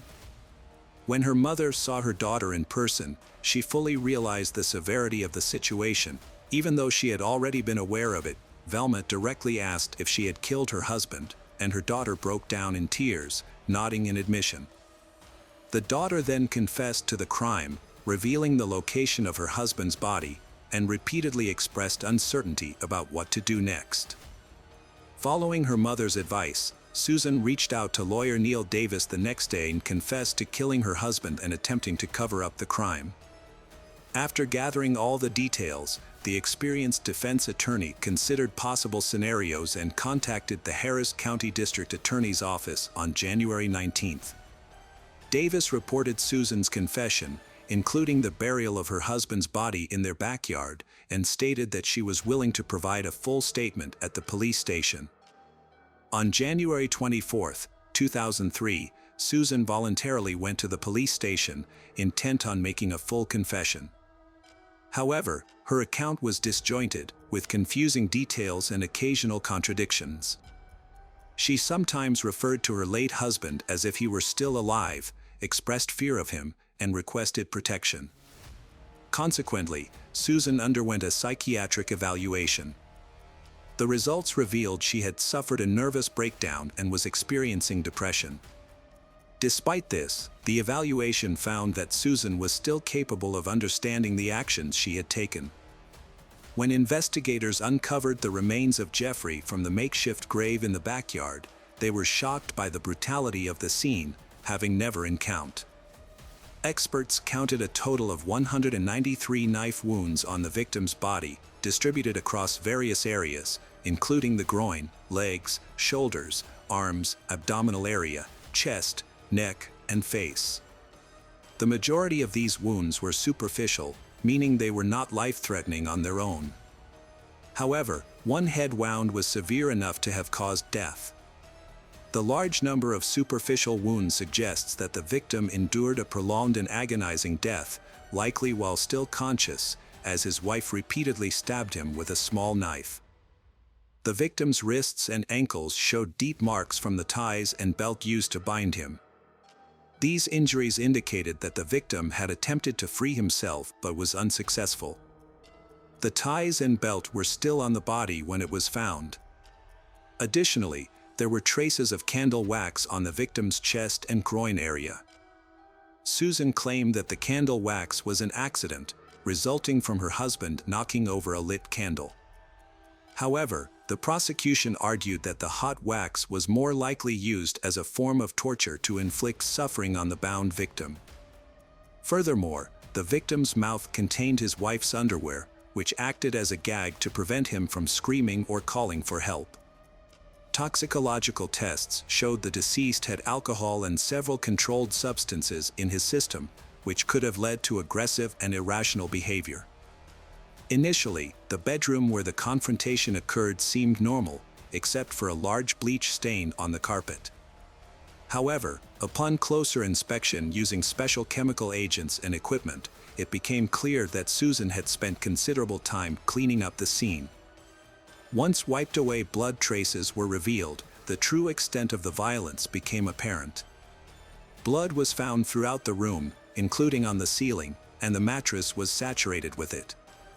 The trial began in late February 2004, with Susan having already spent a year in custody. Her children were being cared for by her parents and sister Cindy. Her lawyer was well prepared, having worked extensively with Susan to build her case. During the trial, Susan frequently broke down in tears as she recounted the events of that horrific night and the abuse she suffered leading up to it. She claimed to have endured years of cruelty and violence at the hands of her husband. The defendant, Susan, claimed that on the evening of the incident, her husband returned home from training in an agitated state. He began demonstrating boxing techniques to their 5-year-old son, Bradley, and said the boy would also take up boxing. When Bradley refused, his father hit him in the face. Susan put the children to bed and then tried to have a serious talk with her husband, urging him to seek help at a clinic. However, he became angry, grabbed his keys, and tried to leave. Susan attempted to stop him, which led to a struggle that caused injuries to her palms and wrists. According to Susan, her husband then struck her, causing her to fall and momentarily lose her bearings. After regaining composure, Susan saw her husband Jeffrey holding a knife, but her testimony became inconsistent. Her lawyer argued she was in a state of affect, leading her to seize the knife and strike Jeffrey. Susan claimed she secured him to a cart with ties and a belt after the confrontation, and candle wax accidentally landed on his body. However, the defendant had no explanation for why her underwear was found in the victim's mouth. In contrast, the prosecution presented a more convincing and logical case. Expert testimony revealed that the victim's wrist and ankle wounds were inflicted before death, likely as part of a ruse to restrain the victim. This also provided a plausible explanation for the gag in the victim's mouth. Additionally, the angle of the injuries suggested that the perpetrator was positioned on top of the victim, rather than struggling with him, which would have resulted in different injury patterns. All the cuts on the victim were inflicted from the front, indicating that the attack occurred while he was lying on his back, unable to move. It was unclear whether Susan had planned her husband's murder in advance and intentionally used the pit he dug for a fountain as a makeshift grave. Prosecutors, however, suspected that she had carefully orchestrated the crime, motivated by the potential insurance payout. The case drew widespread media attention, with Susan being labeled the blue-eyed butcher or blonde meat grinder by the press. Jeffrey's family demanded the harshest possible sentence, while many of their neighbors felt sorry for Susan, recalling instances where she had bruises that she attributed to her own clumsiness, but which may have been signs of physical abuse. Prosecutors initially sought a life sentence for Susan, but later reduced their request to 45 years in prison. In March 2004, she was found guilty and sentenced to 25 years. She showed no emotion when the judge delivered the verdict, appearing detached from the proceedings. A year later, her lawyer's attempt to appeal the decision was rejected. In 2008, Susan and her defense team filed another appeal, which was influenced by new testimony from a previously unknown witness. Misty McEl, wife of former NFL champion Steve McEl, was a key witness. She had a lengthy relationship with Jeffrey Wright in the mid-1990s and was briefly engaged to him. However, she suffered physical abuse, humiliation, and cruel treatment from Jeffrey, leading her to end the engagement and cut ties. Following this new information in Jeffrey's testimony, Susan's prison sentence was reduced to 20 years. She became eligible for parole in 2014 at age 38 but was denied. A second denial followed in July 2017. After 16 years in prison, Susan Wright was released in the winter of 2020 at age 44. She was met by reporters and photographers, causing her to break down in tears and ask to be left alone. Her trial received extensive media coverage, including a broadcast on court TV. Hello friends, welcome to our channel. Today we're going to take a look at another horrible case with you, the case of Shauna Nelson. Heather Hodges and Ignacio Gose met at a university party, where Ignacio's friendly and charming personality immediately caught Heather's eye. It was instant attraction for both of them, and they soon realized they had fallen in love. Heather was a vibrant person with an innocent charm. Her striking features, including pale skin, red lips, and dark hair, captivated Ignacio, who affectionately nicknamed her Snow White. When Ignacio asked Heather out on their first date, she was thrilled and shared the news with her roommates, who joined in her excitement. As their relationship grew stronger, Ignacio continued to shower Heather with affection, surprising her with her favorite flowers and coffee. His thoughtful gestures made Heather feel loved and valued. After graduating from the University of Northern Colorado, Ignacio decided to take their relationship to the next level, proposing to Heather and receiving a happy yes in response. Heather set one non-negotiable condition for their engagement. If Ignacio ever cheated on her, she would end their marriage instantly, no matter how sorry he was or how hard he tried to make things right. She made it clear that infidelity was a deal-breaker and she wouldn't tolerate it. Heather and Ignacio got married within a year, surrounded by loved ones on a joyful and beautiful day. After that, Ignacio became a police officer in Gray, Colorado, while Heather worked as a supervisor at the local credit union. Her colleagues and clients adored her for her exceptional ability to comfort them during difficult times. One co-worker even described her as wonderful in every way. After 5 years of marriage, Heather and Ignacio decided to have a child. They were overjoyed when Heather gave birth to a beautiful baby girl named Victoria. As a mother, Heather's entire world centered around her daughter, and she felt immense happiness. Ignacio also turned out to be an exceptional father. From the outside, it seemed like Heather and Ignacio had the perfect life. In 1997, Heather's life was forever changed when her father passed away from a heart attack. Just days later, her mother was diagnosed with cancer. Heather took on the enormous responsibility of caring for her ailing mother, selflessly dedicating herself to her care. Her mother eventually passed away in 2003. Heather's husband, Ignacio, was a devoted and caring partner who helped take care of their daughter Victoria and managed household chores. After providing emotional support to Heather during her difficult time, Ignacio's focus shifted towards his co-worker, Shauna Nelson, a dispatcher at the Gray Police Department. Shauna was married to Ken, a deputy at the Wells County Sheriff's Office, and they had 2 children together, but their marriage was struggling. At first, Shauna and Ignacio's interaction was friendly, but it gradually became flirtatious. They started exchanging playful comments and compliments, which caught Ignacio's attention. Over time, Shauna captivated him, and his interest deepened. Ignacio spent more time with Shauna, and their connection evolved into a strong emotional bond. As they continued to see each other, their feelings intensified. Their playful flirting turned into passionate and intimate feelings. Despite being married to others, they found themselves powerless against their attraction. The affair between Ignacio and Shauna became the center of town gossip, but Heather remained unaware of her husband's infidelity. Everyone knew the situation, but no one had the courage to tell Heather the truth. As a result, Shauna and Ignacio's secret relationship grew stronger while Heather remained unaware. When Shauna discovered she was pregnant, she excitedly told Ignacio the news. However, Ignacio was not happy and started doubting whether he was the father of the baby, suspecting that it might be her husband Ken's instead. Shauna reassured Ignacio that Ken was not the father because he had a vasectomy after their second child. Knowing that he would face severe consequences if Heather found out, Ignacio became anxious. He didn't want the baby and frantically searched for a solution with Shauna's consent. Heather had no idea that her husband, Ignacio, was having an affair with Shauna. Shauna, however, grew tired of being secretive and decided to confront Heather.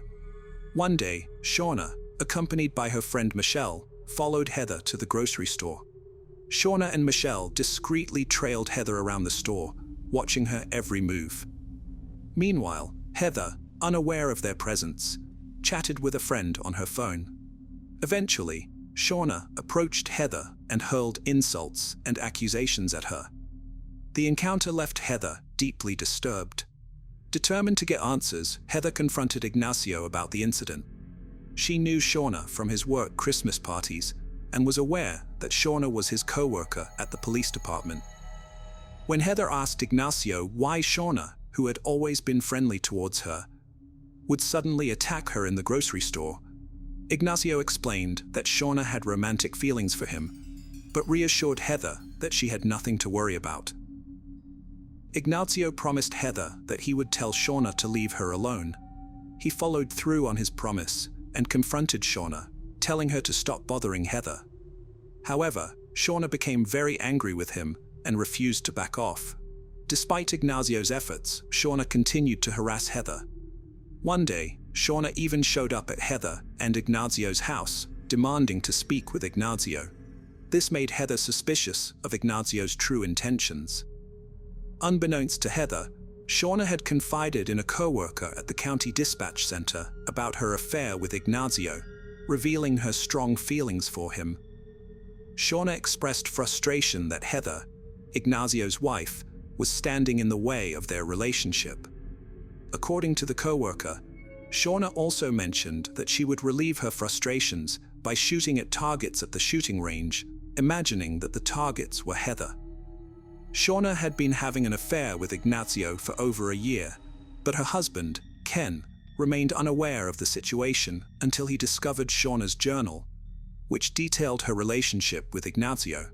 After discovering Shauna's infidelity, Ken chose to stay in the relationship for the sake of their children. Meanwhile, Shauna was aware that Ignacio was having multiple affairs, which motivated her to maintain control over him. She threatened to expose his secrets to Heather if he ever left her.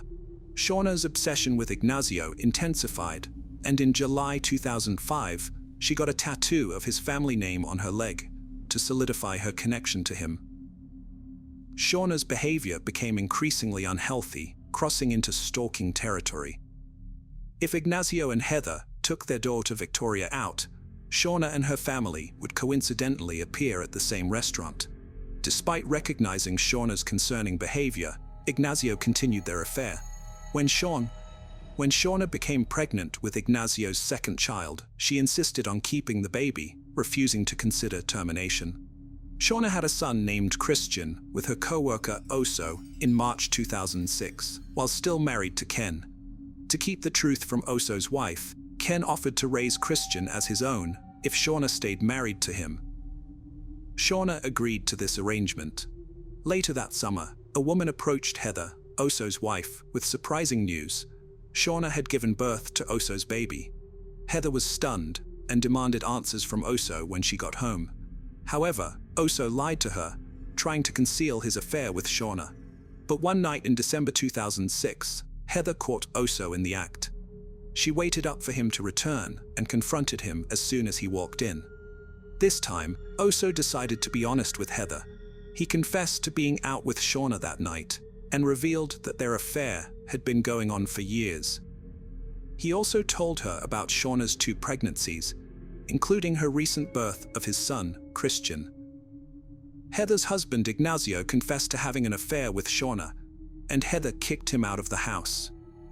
However, the next day, she called him back because she didn't want to break up their family and wanted to keep their marriage intact. Heather told Ignacio she loved him and knew he loved her back, but she wasn't ready to forgive him immediately. Instead, she gave him several conditions to fulfill before considering taking him back. These conditions included getting an STD test, seeking counseling, giving up his parental rights to Shauna's baby, and ending his relationship with Shauna. Ignacio agreed to all the conditions and ended his affair with Shauna. However, Shauna was furious and began harassing Heather, even sending her a text message with a picture of her and Ignacio's son, saying, "Flesh and blood."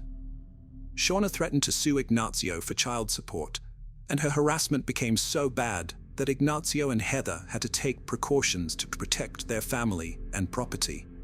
They even had to get a lawyer to send Shauna a formal notice to stop harassing them. Despite the warnings, Shauna continued to harass Heather through text messages, emails, and voicemails. On January 23, 2007, Shauna dressed in black, wore a Halloween mask, and brandished a gun. She approached Heather as she left work and shot her twice in the head at point-blank range, execution style. Heather died at the scene, and Shauna was later caught and charged with her murder. Ignacio rushed to Heather's trauma room, only to be met by a doctor with devastating news: Heather had passed away. This shattered Ignacio, who now had to break the heart-wrenching news to their 9-year-old daughter, Victoria. Telling Victoria that her mother was gone was the most difficult task Ignacio had ever faced. He remembered spending a long time holding and comforting her as they both cried uncontrollably. Meanwhile, at the crime scene, witnesses were sharing their accounts of the murder with the police. One witness described the shooter as suddenly appearing and fleeing in a red pickup truck. Another thought the shooter might have been a woman, judging by the way they ran. The investigation had already raised one name in connection with Heather's harassment: Shauna Nelson, who was aware of Oso's affair. Shauna, a police dispatcher, was suspected of being involved in Heather's shooting. The police were familiar with her and her husband Ken, a police officer, and knew that Ken owned a car similar to the one driven by the shooter. As evidence mounted against Shauna, the police issued an all-points bulletin, APB, for her and the red pickup truck she was believed to be driving. Ken, who was on patrol that night, heard the APB on his radio and immediately started searching for his wife. Within 20 minutes, he found her driving his vehicle near their home. Shauna claimed she had been running errands, but Ken was suspicious because she wasn't wearing shoes despite the cold January weather in Colorado. What really caught Ken's attention, however, was that Shauna was wearing his socks, underwear, and pants. He stopped her, called for backup, and requested assistance. Soon, police officers arrived and took Shauna into custody. The authorities then began investigating to determine if she was involved in Heather's murder. Shauna's DNA was found on a pair of shoes discovered near the crime scene, about 1,000 feet away. Additionally, investigators found 2 .42 caliber Glock Model 22 shell casings in the parking lot where Heather was shot. This was significant because Ken, Shauna's partner, used the same type of gun for work. These findings strengthened the case against Shauna. A Halloween mask similar to the one worn by the shooter was found hidden under the seat of Ken's red pickup truck. At Shauna's home, investigators found a fully filled bathtub, which led some to suspect she was preparing to wash away any potential blood evidence. After Shauna's arrest, her clothing and hands were tested for gunshot residue. The results were positive, further implicating her in the crime. With strong evidence against her, Shauna was charged with first-degree murder. Although the shell casings matched the weapon used to kill Heather, the judge sentenced her appropriately. However, there was a surprising twist. Ken Nelson, Shauna's husband, handed over his service weapon to his supervisor, but the actual gun used in the murder was never found. Despite this, Ken was charged with tampering with evidence and being an accessory to first-degree murder because he stopped Shauna after the murder but failed to detain her. During her interrogation, Shauna claimed she had gone out to run errands and had accidentally put on her husband's dirty clothes from the laundry basket. She said that when she arrived at the store, she realized she had forgotten her wallet and drove back home. When questioned about Heather's murder, Shauna denied any involvement or knowledge of the crime. The police also extensively questioned Ignacio, but he was cleared of all suspicion.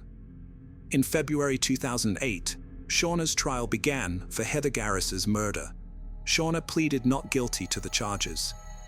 During the trial, the prosecution argued that Shauna had a history of affairs with married officers, including Ignacio.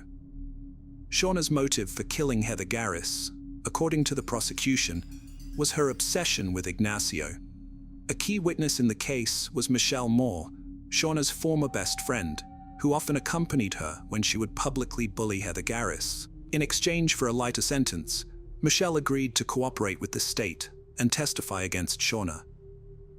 Michelle testified against Shauna, describing how much Shauna despised Heather Garris and even admitting to helping plan her murder. Shauna took the stand to defend herself, denying the allegations. She vehemently denied telling anyone that she fantasized about killing Heather or picturing her during target practice. Shauna also denied being involved in Heather's death, claiming she was on her way to a liquor store at the time of the shooting. During her testimony, she suggested an alternative theory, accusing her best friend Michelle of being obsessed with her and wanting to make her happy by eliminating Heather. However, when Michelle was questioned as a witness, she rejected Shauna's allegations. The prosecution argued that Shauna wore her husband's clothing during the shooting to frame him for the crime. According to the prosecution, by killing Heather, Shauna's husband's wife, and Ken, her own husband, Shauna and Ignacio would be free to be together. After deliberating for just 5 hours, the jury delivered a verdict. Shauna Nelson was guilty of first-degree murder. The judge sternly addressed Shauna, declaring that she deserved every day of her sentence. Shauna's former best friend, Michelle Moore, was sentenced to 9 years in prison for her role in planning Heather's murder. Following Shauna's conviction, Ken Nelson, her husband and a police officer, resigned from the force and filed for divorce. He moved out of state with their children, including Shauna's son Christian, whom she had with Ignacio. However, Ken later returned to Colorado, hoping that one day the children could visit Shauna in prison. Despite the circumstances, Ken always believed that Shauna was a loving and dedicated mother. The charges against him were eventually dropped. Heather's loved ones are relieved that Shauna is behind bars, feeling that justice has been served, and they hope she reflects on the pain she caused Heather every day for the rest of her life. Shauna's selfish behavior resulted in Heather being separated from her family, which meant Victoria, Heather's daughter, was deprived of her mother. Tragically, in 2015, 17-year-old Victoria died in a car accident when she lost control of her vehicle and hit a tree, ending her life. Hello friends, welcome to our channel. Today we're going to take a look at another horrible case with you. The case of Michelle Anglin. Michelle Lee Cohen Anglin was born on November 27, 1973, in Fountain Valley, California, but soon her family moved to Arizona, where she grew up with her mother Peggy and stepfather Larry McCall. She also had 2 older sisters, Cindy and Christina. At around 20 years old, Michelle started dating Hudson England, and they gradually fell in love. When Hudson proposed, Michelle accepted without hesitation. In late 1995, the couple got married in the presence of their families and friends, planning a honeymoon and their future together. However, tragedy struck just 4 months after the wedding, changing Michelle's life forever. Michelle's mother, Peggy Cohen McCall, a realtor herself, inspired Michelle to join the industry. According to the Arizona Association of Realtors, there are no mandatory safety measures in place for Arizona realtors. Nevertheless, many builders and agencies provide them with various resources and safety tips to help them stay safe on the job. When Michelle was at the office, her family members, including her husband, sisters, and mother, would typically get in touch with her using her work phone. Whenever she was out showing houses to clients, Michelle would always carry a pager with her so that her family could reach her if needed. However, on February 9, 1996, Michelle failed to respond to her loved one's calls and messages, which was unusual behavior for her. Normally, she would let someone know about her plans to show a house to a potential buyer. The job of a realtor comes with significant risks, often higher than those in other professions. Realtors can be attractive targets for predators because they often work alone and sometimes show properties in remote areas. Experienced realtors are well aware of the dangers associated with this job. Predators may lure them to an isolated location, such as an empty house with no nearby neighbors, under the guise of wanting to buy a property. In reality, they have a different motive. When a realtor finds themselves alone in an empty house with such an individual, the situation can quickly turn bad. To avoid potential risks, realtors are cautioned to maintain a safe distance from clients, stay near the front door, and leave immediately if they sense anything unusual. This is why Michelle's family became worried when they couldn't reach her during the day. Michelle's sister, Cindy, was dating a Phoenix police officer. Concerned about her sister's safety, Cindy asked her boyfriend to perform a welfare check at Michelle's workplace. When he arrived, he found Michelle's car parked outside, but upon inspecting it, he didn't notice anything out of the ordinary and assumed Michelle was working in the office.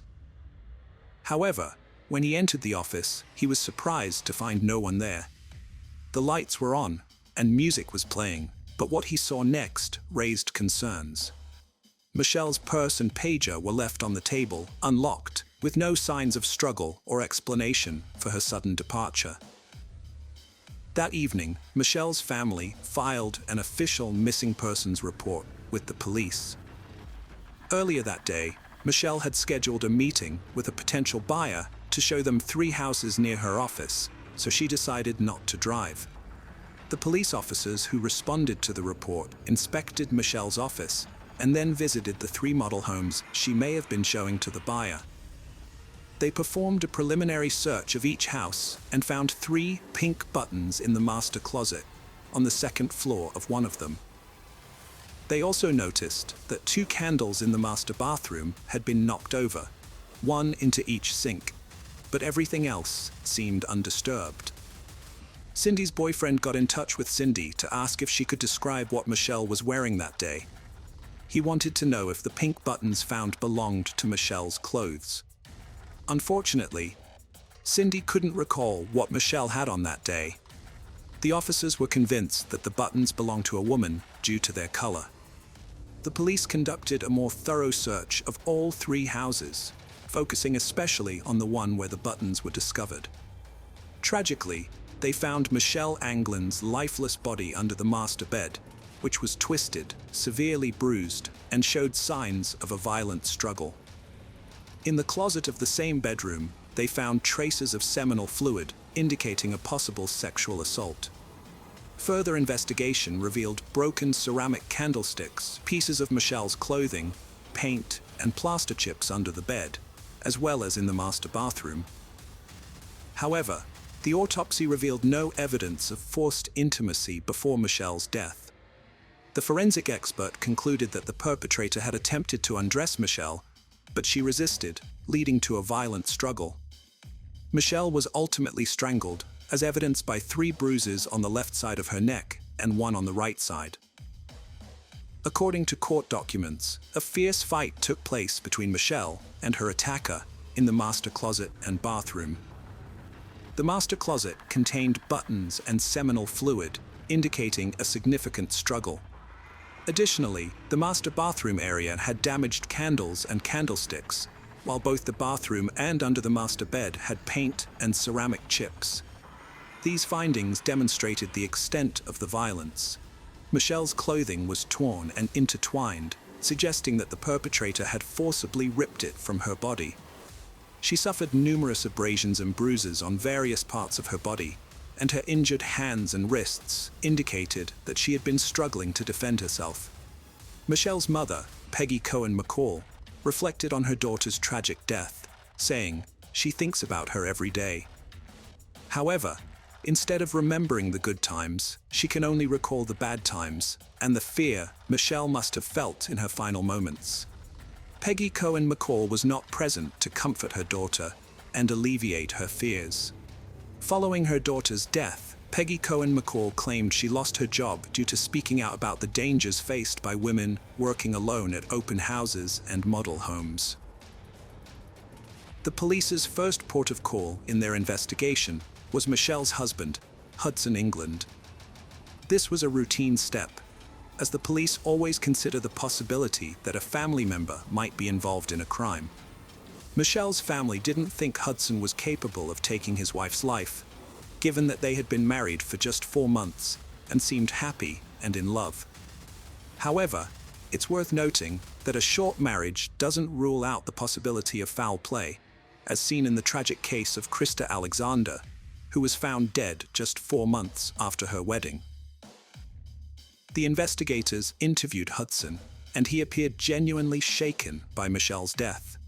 He readily shared his whereabouts and activities on the day of her murder. According to Hudson, he had spent the day visiting car dealerships in search of a family car, as he and Michelle were planning to start a family. The police verified his alibi and found it to be true, which led them to clear him of suspicion.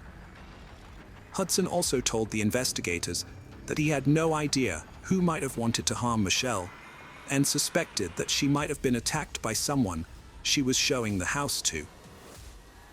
The police examined Michelle's mobile phone records, which revealed that on February 9th, she was on a call with a fellow sales agent between 3:45 and 4:15 p.m. During this conversation, Michelle mentioned that she had to end the call because a potential buyer had just arrived at her subdivision. The agent tried to return Michelle's call between 4:30 p.m. and 5 p.m., but received no answer.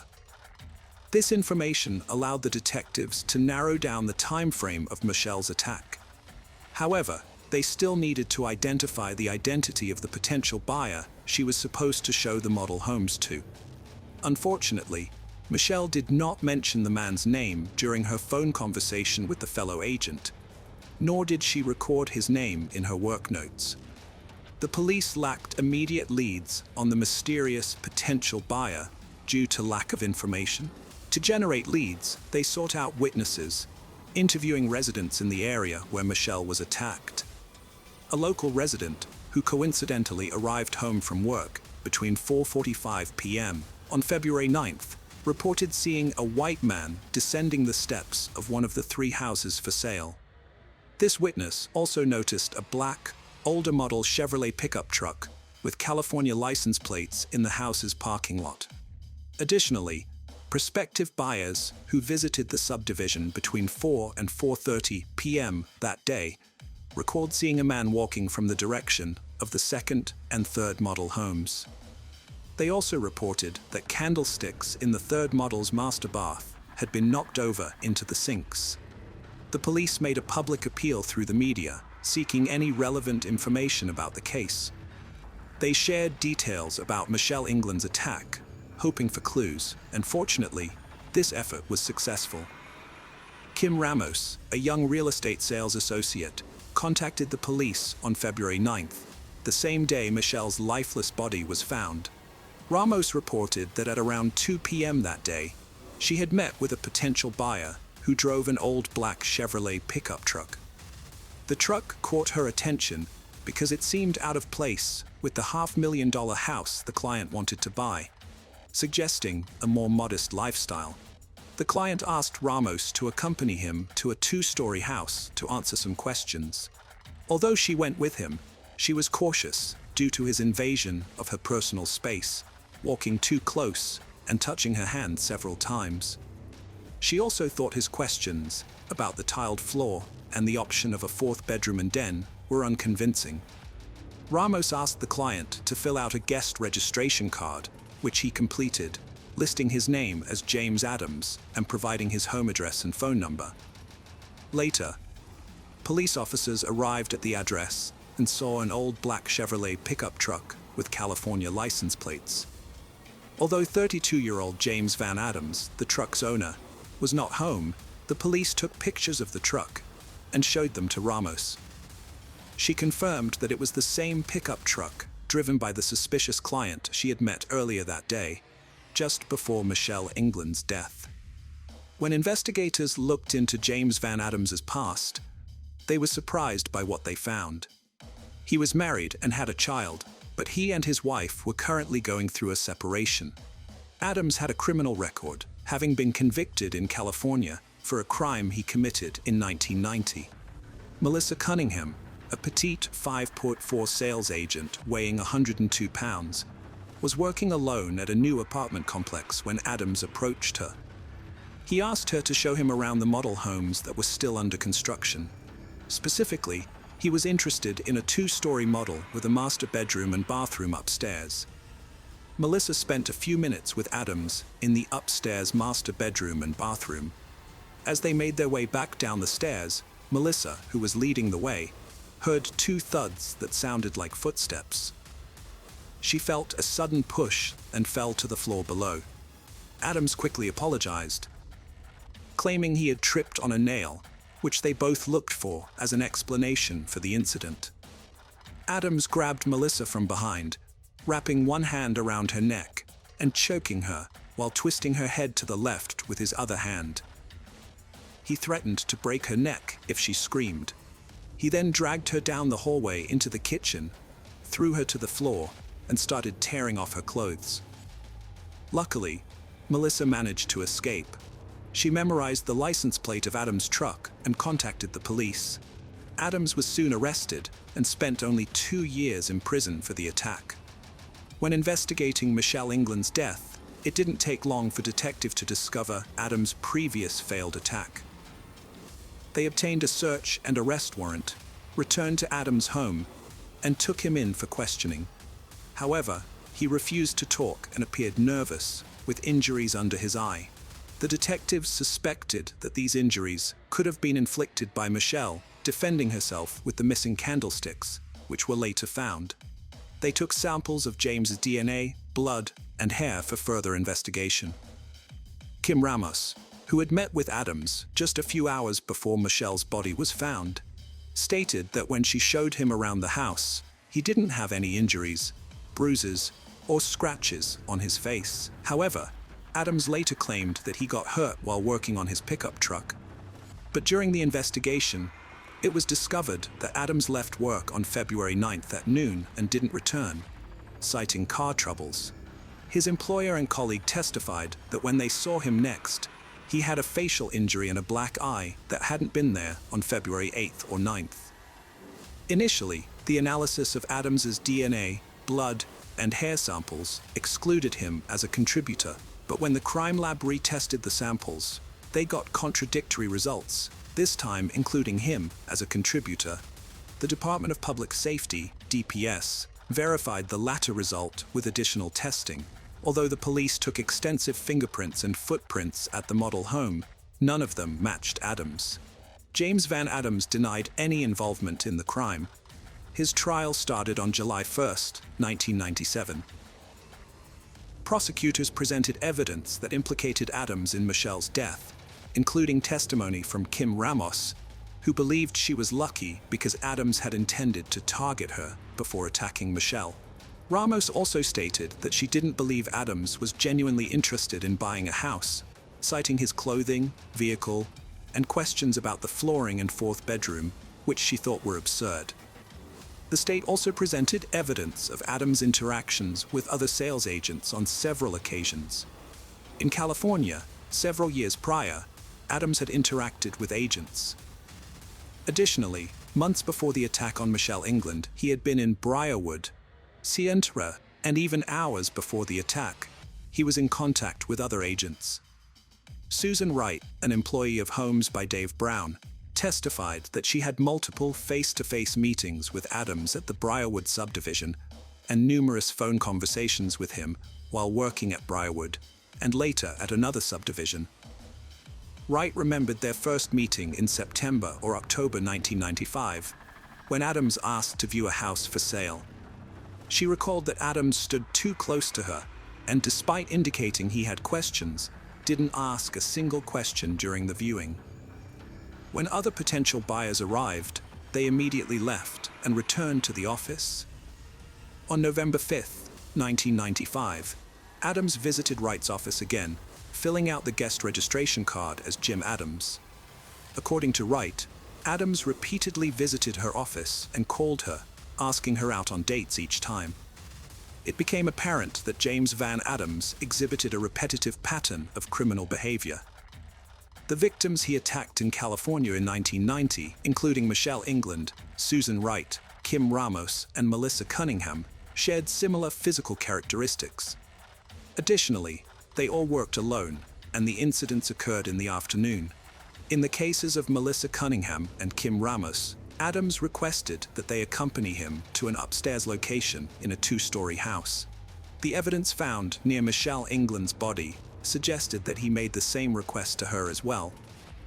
Adams's method of attack involved putting his right arm around the victims' necks, as seen in the cases of Michelle England and Melissa Cunningham.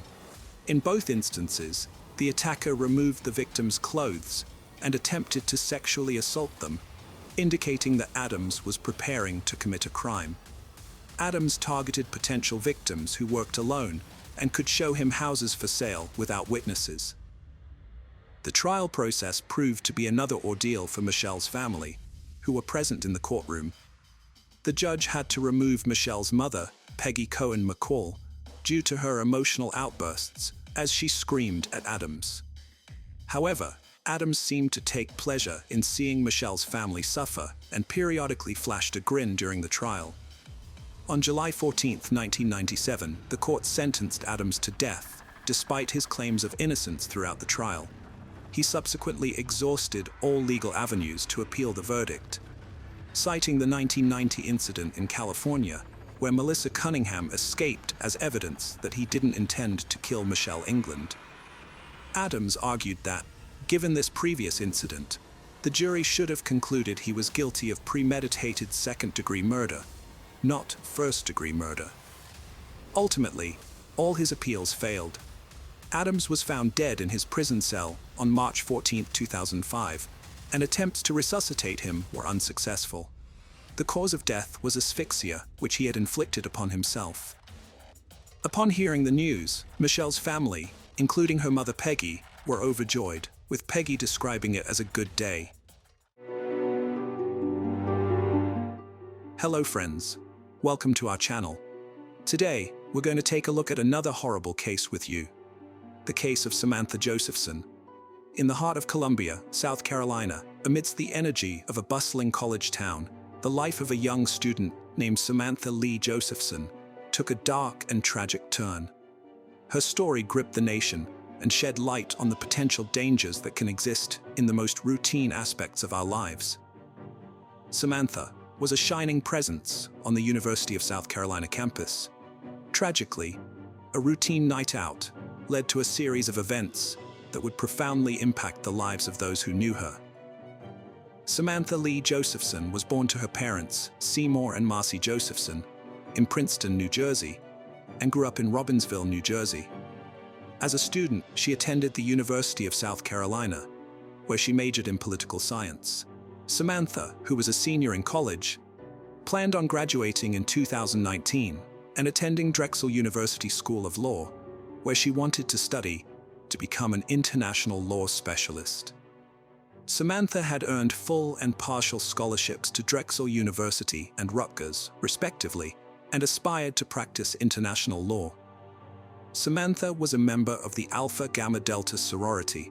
She studied abroad in Barcelona and visited Madrid and Paris during her time in South Carolina. Samantha was described as amazingly beautiful with a wonderful smile. Samantha had a boyfriend named Greg, and the couple was very close, staying in constant contact through texting and calling.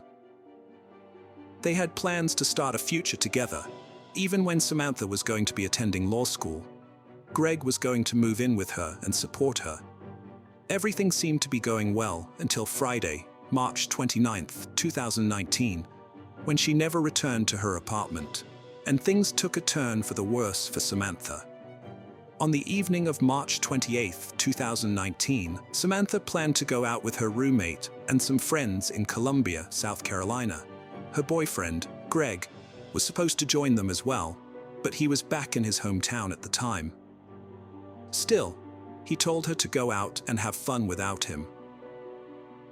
Samantha was feeling gloomy after hearing about a family member's illness, and what she needed was to distract herself a bit, and going out with friends was the perfect opportunity to lift her spirits. The group met up and went to a few different bars before finally settling at a bar known as the Bird Dog Bar, which was located in an area called 5 Points, a popular spot for students to hang out. Even though Samantha was enjoying herself with her friends, she continuously texted her boyfriend, Greg, pleading with him to make a 2-hour drive to visit her in Columbia because she needed emotional support. The couple had already made plans to see each other the following weekend, so her boyfriend never changed his mind and decided to stay where he was, but he still kept in constant communication with her. At around 2 a.m., Samantha decided to return to her apartment alone.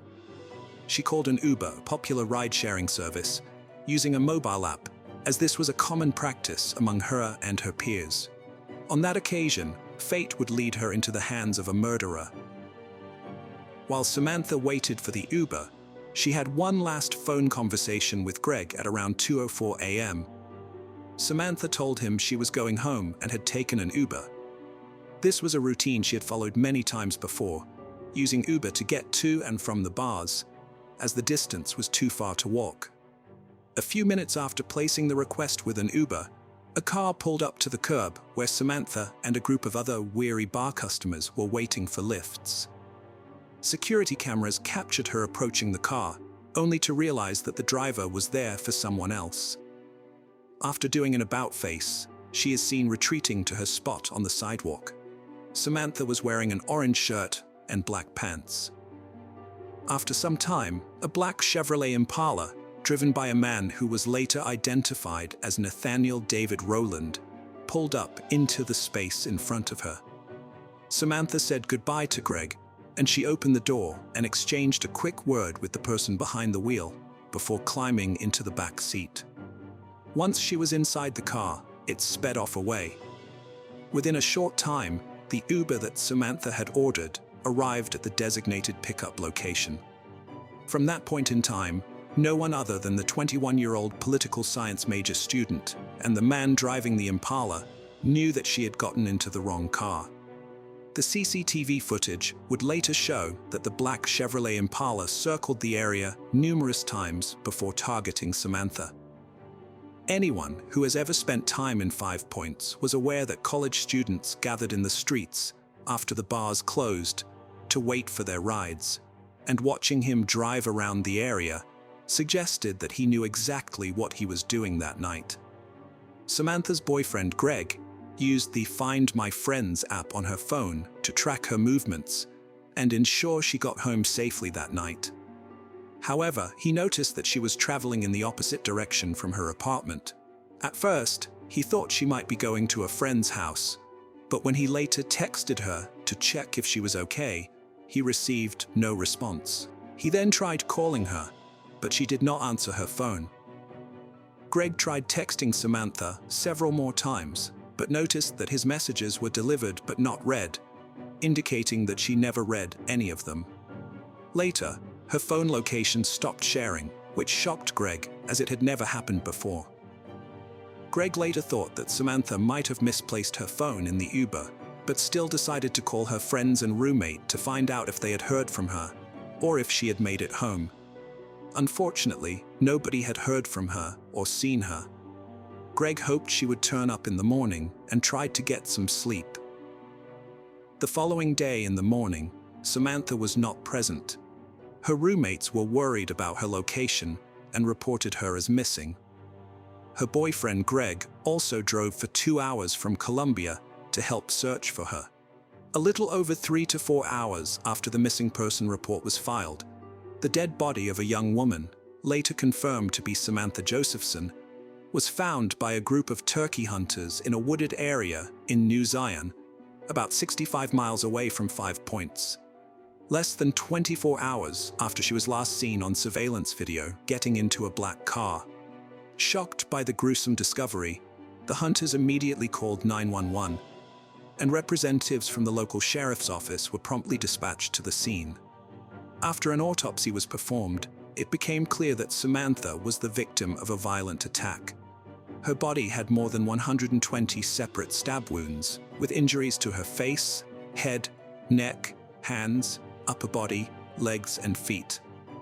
It was also determined that her fingernails were hacked to pieces as she tried to shield herself from the razor-sharp tool used to attack her.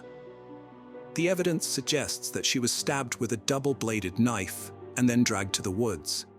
The autopsy revealed the extent of her blood loss, as her body only contained 20 milliliters of blood compared to the typical 4 ml in the human body.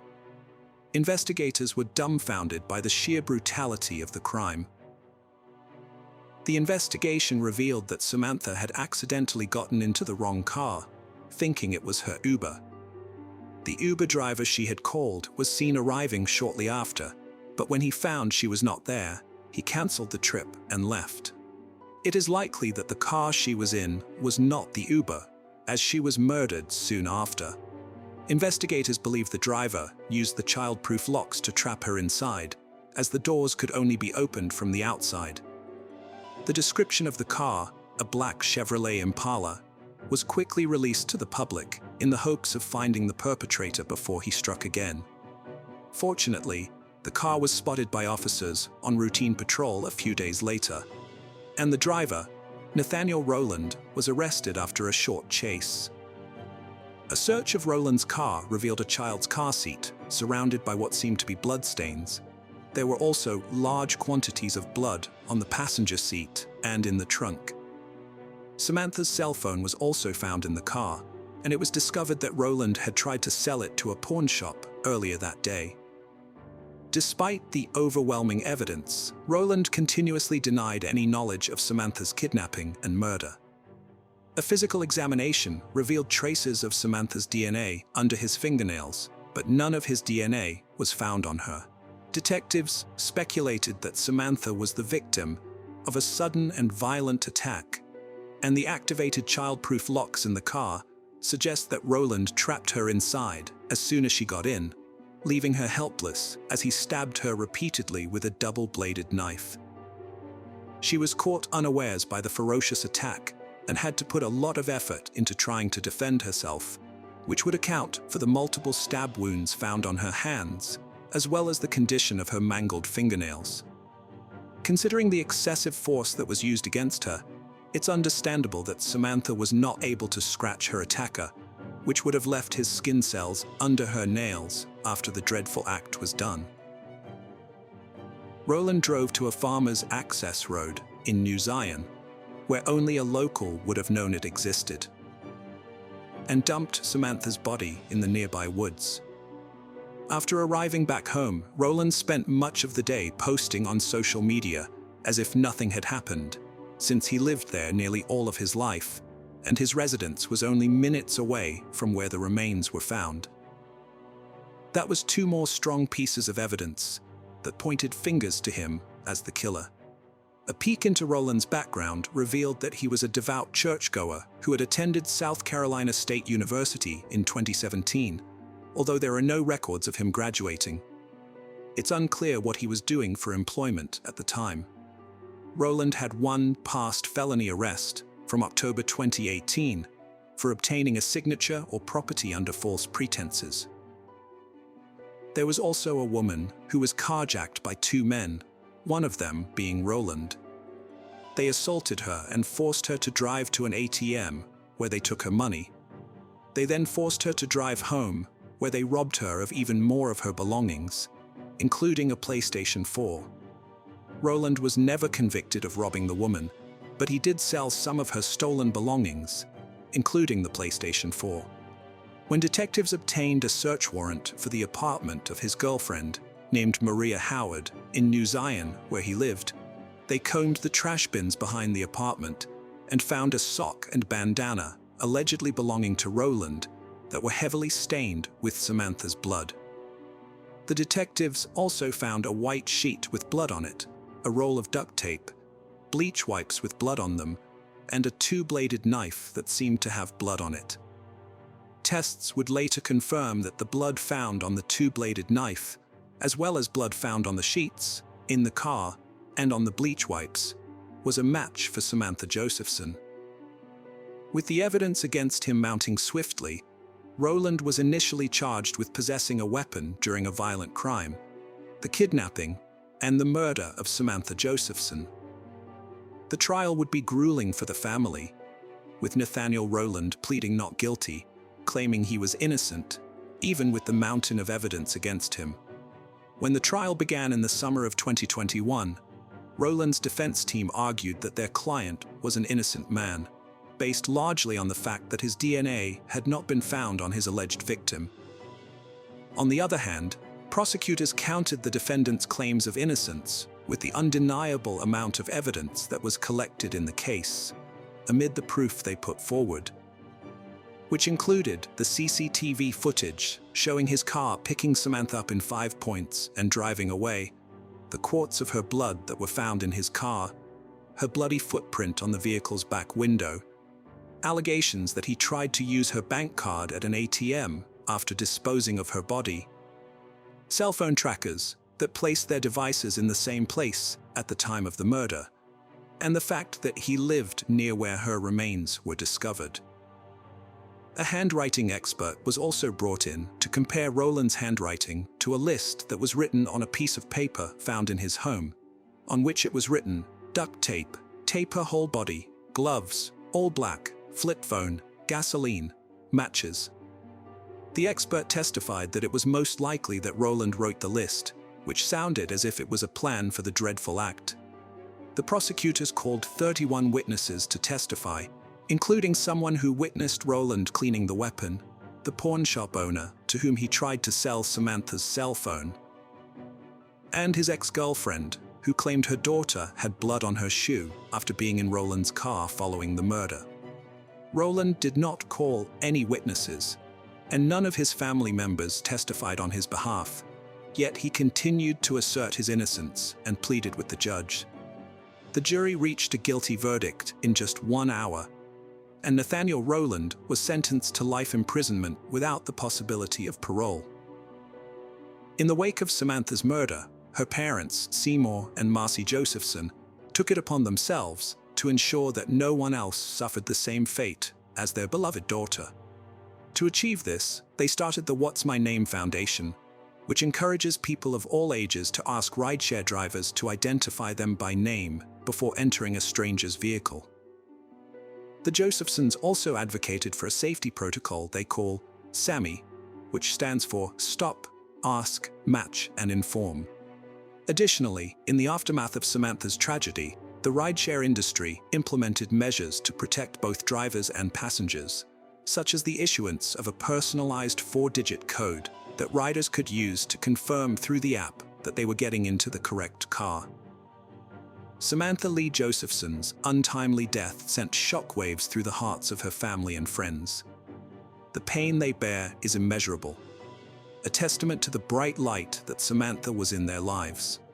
Her story is a stark reminder that tragedy can strike unexpectedly. May her memory inspire us to be vigilant, look out for one another, and work collectively toward creating a world where safety and compassion prevail. Sometimes, facing a harsh truth is better than the torment of not knowing. That's exactly what Maria Leone believed when her 16-year-old daughter vanished without a trace. Initially, everyone clung to the hope that the girl would be found alive. But time went on. Those hopes began to fade. Maria started praying that her daughter would be found, even if she wasn't alive, so she could lay her child to rest properly. Yet, no one anticipated how dreadful the resolution would turn out. The case involving the murder of young schoolgirl Melanie Stacy Amaya shook Colombia with its brutality and shocking outcome. The most horrifying element was that those involved were ordinary teenagers who had recently been romantically linked. Let's delve into this grim story from the beginning to understand how a love-struck boy transformed into a cold-blooded killer who executed his ex-girlfriend. We will also examine any adult oversights and consider whether this tragedy might have been preventable. Who was Melanie Stacy Amaya? Our focus today is on her life and untimely demise. Born on February 21, 2002, in the small town of San Rafael in northern Colombia, she was the eldest daughter in a modest family consisting of Maria Leon and William Amaya. 2 years later, they welcomed another daughter named Natalie. From an early age, both girls were very close-knit, sharing secrets and developing strong bonds with their mother. Melanie showed creative talents early on. She drew beautifully and had an innate passion for cosmetics. She loved painting her dolls' faces along with those of her mother and sister, and even friends, declaring she'd become a stylist and makeup artist someday. Academically gifted too, she did well at school, where teachers described her as talented and driven, qualities which made her both sociable and friendly. She could light up any room. Naturally charismatic, it wasn't surprising that Melanie had many friends inside and outside school. Her attractive appearance garnered attention, aided by her adept use of cosmetics. But life took a hard turn when Melanie turned 14. Her parents filed for divorce then, but managed to separate amicably while keeping warm relations intact. Father kept close ties with his daughters, offering both financial support and active involvement in their lives. About 6 months later, Maria started dating a man named Ruben Morales, whom she soon married. Following their wedding, the family relocated to Medellin, a major city in Colombia. Here, Ruben had secure employment, and the girls found ample opportunities for education and personal growth. The stepfather developed an excellent relationship with his teenage stepdaughters. He readily invested in their education and hobbies, ensuring the girls enjoyed a more comfortable life. Treating them as his own daughters, he surrounded them with care and attention. During high school, Melanie began exhibiting a challenging, somewhat rebellious nature. She became seriously interested in music and even contemplated leaving school to focus solely on this passion. Dreaming of becoming a DJ, she requested a mixing desk for her birthday. Additionally, she had several large tattoos on her arms, back, chest, and leg, bold and brightly colored. Her parents did not impede her quest for self-expression, but were shocked upon discovering that Melanie experimented with illegal substances. Beneath her unconventional behavior and appearance experiments was an individual who ultimately led to her demise. On her 14th birthday in 2016, Melanie decided to host a party inviting all her friends along with a DJ. Lacking funds for hiring a professional musician, but receiving contact information from acquaintances, Melanie reached out to 16-year-old Miguel Angel Perea, an aspiring yet talented disc jockey. After some deliberation, the birthday girl decided to call him. Miguel proved exceptionally talented and possessed notable charisma. He captivated young Melanie completely. Then, after celebrating her birthday, they continued communicating. Within weeks, teenagers were frequently seen together, strolling through parks or around the city streets. Melanie introduced him as her boyfriend. They quickly became inseparable while displaying mutual affection, holding hands tenderly, demonstrating their feelings openly wherever they went. Miguel came from quite modest, or rather poor means, but treated his young girlfriend respectfully and admirably. Captivated by both respect, genuinely almost instantly charming when meeting, introducing himself warmly towards parents, earning acceptance, fostering no interference, supporting relatio. Over time, he increasingly spent more time at the residence tied to his passport, integrating into the family dynamic. Miguel once confided in the girl's parents about difficulties at home. His mother disapproved of his involvement in music lessons, leading to a conflict that ended with him being physically harmed and subsequently evicted from his home. Maria offered him shelter temporarily until things could stabilize, not realizing the potential implications of introducing a disruptive influence into their family environment. Consequently, Melanie and Miguel began cohabitating. Initially, they experienced a harmonious period lasting 6 months, during which both teenagers appeared elated by their newfound togetherness. However, as time progressed, Miguel revealed aspects of his character that had an adverse impact on Melanie. Her academic performance deteriorated noticeably, her behavior and appearance became increasingly provocative. Additionally, she started adorning herself with tattoos and expressed intentions to abandon school. With time, disagreements between the couple became frequent. While they initially attempted to resolve these conflicts outside the family home, such disputes eventually occurred openly within it. A significant concern for Maria arose upon discovering that her eldest daughter was involved in illegal substance use supplied by Miguel.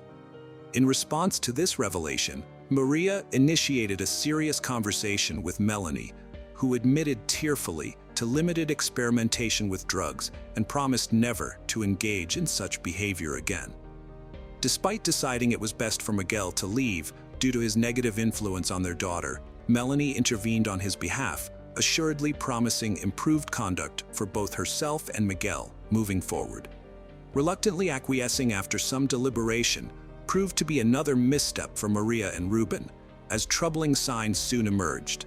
Unexplained bruises on their daughter's body were evident, but consistently attributed by Melanie, either sports activities or clumsiness, rather than implicating her boyfriend's actions.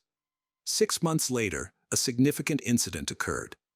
During a heated argument, Miguel assaulted the girl so severely that she needed medical attention. Maria wanted to file a police report for assault and bodily harm, but Melanie discouraged her, stating she would deny everything and refuse to accuse her partner. Melanie's parents tried to separate the couple and forbid them from living together. However, Melanie threatened to run away with him if their relationship was obstructed in any manner. This toxic relationship persisted for over 2 years until Melanie recognized it was detrimental to her well-being.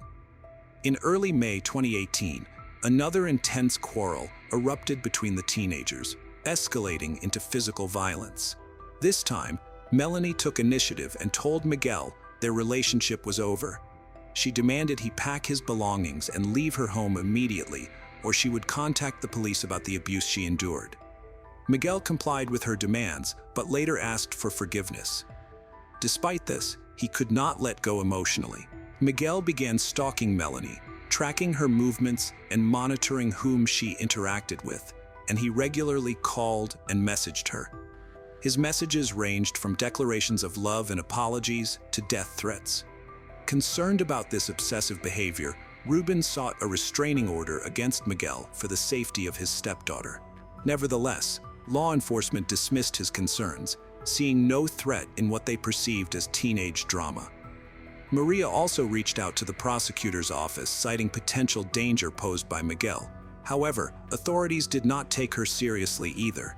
They assumed incorrectly that an 18-year-old young man wouldn't harm his ex-partner, a belief rooted in unfamiliarity with his true nature. Mysterious disappearance of a schoolgirl. Almost 2 months had passed since the couple's separation. Miguel seemed to have calmed down and was no longer looking for meetings with Melanie. The girl lived her old life. Her grades at school improved noticeably. She met with friends and practiced music. Her parents also no longer had reason to worry. They tried to cross out the former boyfriend of their daughter from their memory and forget him like a bad dream. On June 28, 2018, Melanie was excited to attend a birthday party for her close friend. The event was scheduled to take place at one of the city's most popular nightclubs. To ensure she looked stunning, Melanie meticulously prepared herself by selecting an outfit, applying makeup, and styling her hair. Once she felt ready, she said goodbye to her mother and assured her she'd be back not too late before leaving in a waiting cab. Maria trusted her daughter's friends well enough not to worry excessively. However, the next morning brought concern when Maria realized that Melanie had not returned home. She attempted to contact Melanie but discovered that her phone was turned off, a distressing sign. Despite this, Maria tried to stay calm by telling herself that the teenagers might have simply lost track of time and that Melanie's phone battery could be dead. Around lunchtime, Maria called Isaac and was shocked to hear that Melanie never arrived at the party. None of their friends had seen or heard from her either. Frantic with worry, Maria began calling all of Melanie's friends and classmates. Unfortunately, no one could provide any useful information about her whereabouts since she left the house. In response, Maria promptly contacted William, Melanie's father, and he rushed over immediately. Together with Ruben, the stepfather, they went to file a missing persons report at the police station. However, they encountered bureaucratic indifference, as authorities noted that it is necessary to wait 24 hours and suggested that Melanie might just be asleep at a friend's place post-party. Refusing to waste precious time waiting passively for answers, the parents, along with Ruben, decided on taking swift action themselves. They mobilized relatives and friends in their search efforts by contacting all known acquaintances and visiting familiar places where she might have gone, while also distributing hundreds of flyers around the city, hoping for leads on Melanie's location. The next story we're sharing is about the Shari Miller case. Bruce Miller was truly a kind man who carried the full weight of responsibility on his shoulders. He worked tirelessly, often without rest, to support his family, never holding back. His life was dedicated to making his wife happy. He was her supporter, her protector, and her source of stability. But in a cruel twist of fate, instead of being rewarded for his dedication and love, he became the victim of a ruthless crime. Bruce fell prey to the dark side of the internet.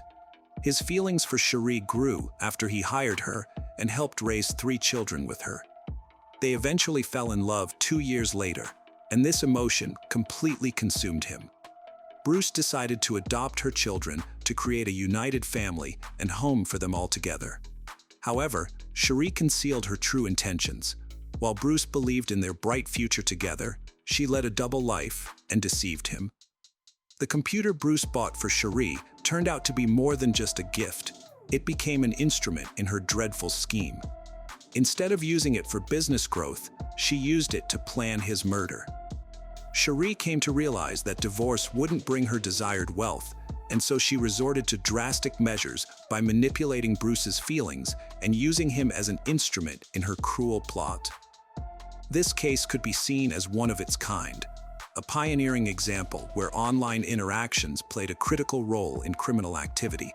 Perhaps this marked one of the first instances when internet communication became pivotal in legal proceedings.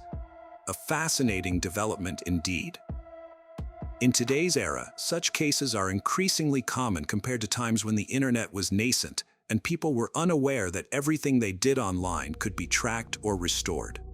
Shari, like many others at that time, had no idea that deleted messages could be recovered later on. It also highlighted how dangerous it is chatting with strangers online and just how much one's life can change due to this form of communication. There are always individuals who find themselves unexpectedly at center stage, plunged into worlds full mysteries, intrigue.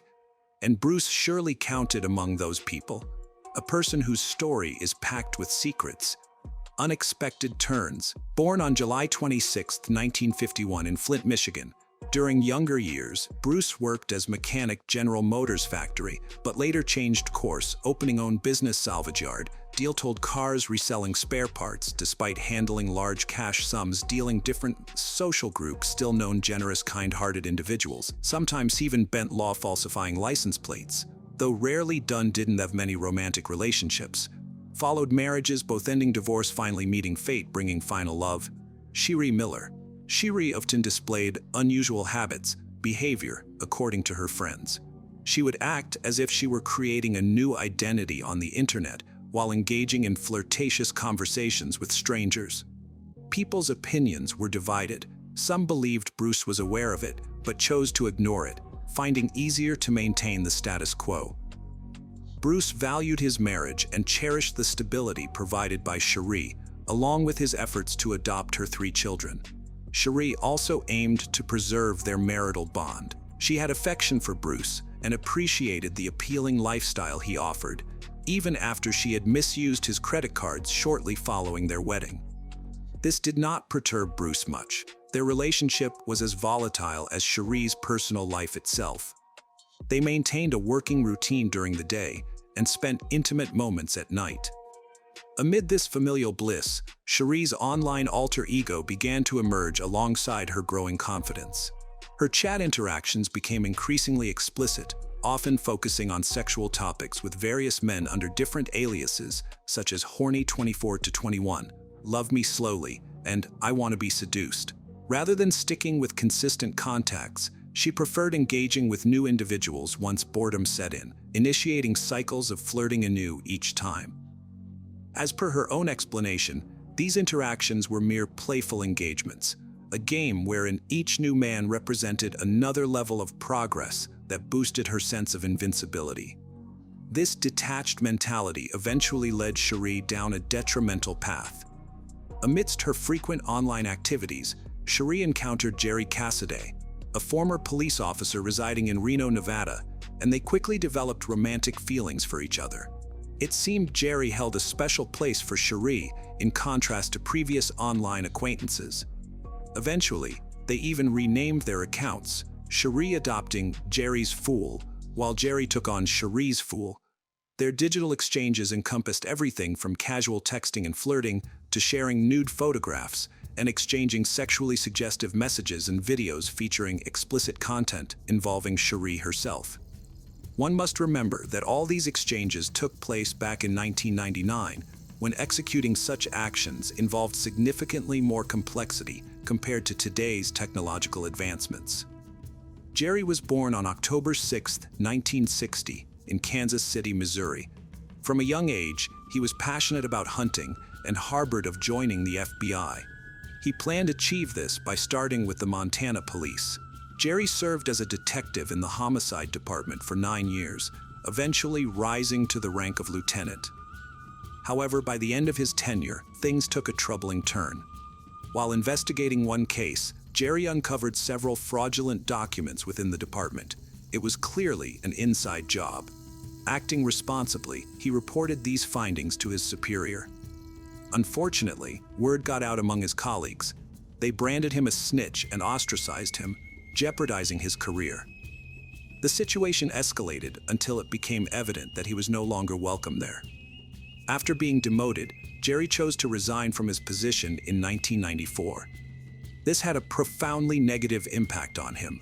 Consequently, he began struggling with alcohol and substance addiction while also battling depression. Not long after these events unfolded, Jerry's wife divorced him. This divorce further affected him as it resulted in losing visitation rights with their son. Despite these setbacks, Jerry managed to reclaim some stability by taking up employment as a security officer at Harrah's Kansas City Hotel and Casino. In 1999, he relocated to Reno and found work at another casino there. During this period, Jerry met Cherie through an online platform and soon transitioned their relationship into real-life interactions. Rather than viewing the relationship as a passionate affair, Cherie started to exploit Jerry. Her influence over him became evident to those who knew him well. He observed that Jerry seemed to exhibit symptoms akin to bipolar disorder. He was highly enthusiastic when Cherie was around and deeply despondent in her absence. It wasn't long before Cherie began her deceitful manipulations. In September, she falsely declared that she was pregnant with Jerry's child. Shortly after, she claimed that she had miscarried due to Bruce allegedly beating her, though this was entirely untrue. Bruce, in reality, was a diligent family man and not the dangerous individual Cherie depicted him as. Jerry, unaware of the truth, became exceedingly angry. Losing his supposed unborn child and believing Cherie was subjected to violence were unbearable for him, a lot for anyone. Concurrently, Cherie dissuaded Jerry from confronting Bruce by claiming Bruce had significant influential connections and substantial wealth that would ensure they faced retribution if they acted against him. Just 1 month later, Cherie fabricated another story about being pregnant with twins. One crucial detail is that in 1995, Cherie underwent a tubal ligation procedure, which rendered her unable to conceive, but she never disclosed this information to Jerry. This shocking disclosure underscores the extent of deception involved in their relationship. On November 5, 1999, Jerry received a disturbing email that was purportedly from Bruce. The message stated that Cherie was gaining weight due to the 2 unborn children she was carrying and expressed her desire for an abortion to lose the extra pounds. Jerry, filled with anxiety, attempted to reach out to Cherie, but could only manage a brief text conversation in which she mentioned needing to leave for a few days. The following day brought another message, supposedly from Bruce. This time it informed Jerry that Cherie would be returning home soon and implied that the abortion had been completed successfully. However, it also indicated that Cherie would no longer be able to conceive. Enclosed in this communication was a staged photograph showing Cherie covered in bruises. Jerry experienced overwhelming rage. He contacted Cherie the next day, and they concluded that the only solution was to eliminate Bruce. They meticulously planned their approach: routes, a parking spot, and the best location and time for executing their plan at the yard. Driven by his mounting anger, Jerry departed from his home towards Michigan that same evening. As Bruce prepared to leave work later, he received a call from Cherie asking him if he could pick up pizza on his way back, a distraction integral to their plot. Engaged in this phone conversation, Bruce did not notice when Jerry approached him from behind and pointed a .20 caliber gun at him before pulling the trigger. Having committed the crime, Jerry returned home while Cherie set into motion their next phase of cover-up activities. She contacted Bruce's brother, Chuck, expressing concern about Bruce's failure to return home yet. Subsequently, alarmed by her worry, which she feigned, Chuck and his wife rushed over to investigate at the yard, where they discovered Bruce's body with horror before dialing authorities. The authorities first suspected a robbery. Bruce's old friend, John Hutchinson, was their primary suspect right away. John owed his employer over $5,000 and had previously been involved with Shaw. His alibi was weak and he failed the polygraph test. No surprise the police had their doubts about him. Consequently, John was detained for questioning, but due to insufficient evidence, he was eventually released. Subsequently, the case went cold. Officers initially deemed Cherie's behavior after her husband's death appropriate. They were unaware of what she concealed at the time. Shortly thereafter, she was seen enjoying parties frequently. Moreover, she swiftly secured an insurance payout, sold off the business, and withdrew funds from family accounts, thus becoming wealthy overnight.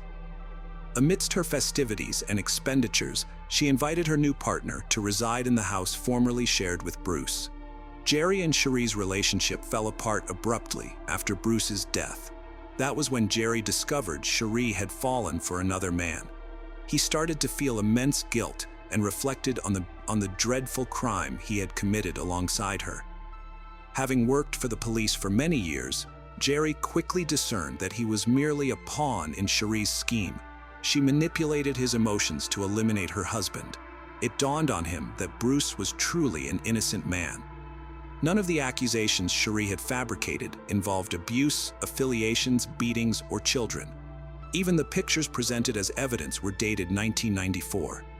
3 months later, on February 11th, Jerry Cassidy chose to end his life. He was found alone in the apartment he rented from his cousin, with a .22 caliber rifle beside him. Among his belongings were letters to his family and a note and briefcase addressed to his lawyer, John O'Connor. When John opened the briefcase, he discovered clear evidence of a crime that sealed Cherie's fate. In addition to various pieces of evidence unearthed after Jerry's death, there was also a note where Jerry confessed to killing Bruce and placed all blame squarely on Cherie. The note outlined how all available evidence would be handed over to the police. Jerry expressed deep regret and acknowledged his foolishness in being manipulated by Cherie into committing such an act. He revealed that everyone would now understand why he descended into depression. He had been unable to reveal the truth until now. Jerry also claimed that Cherie aimed solely at securing money and eliminating her husband.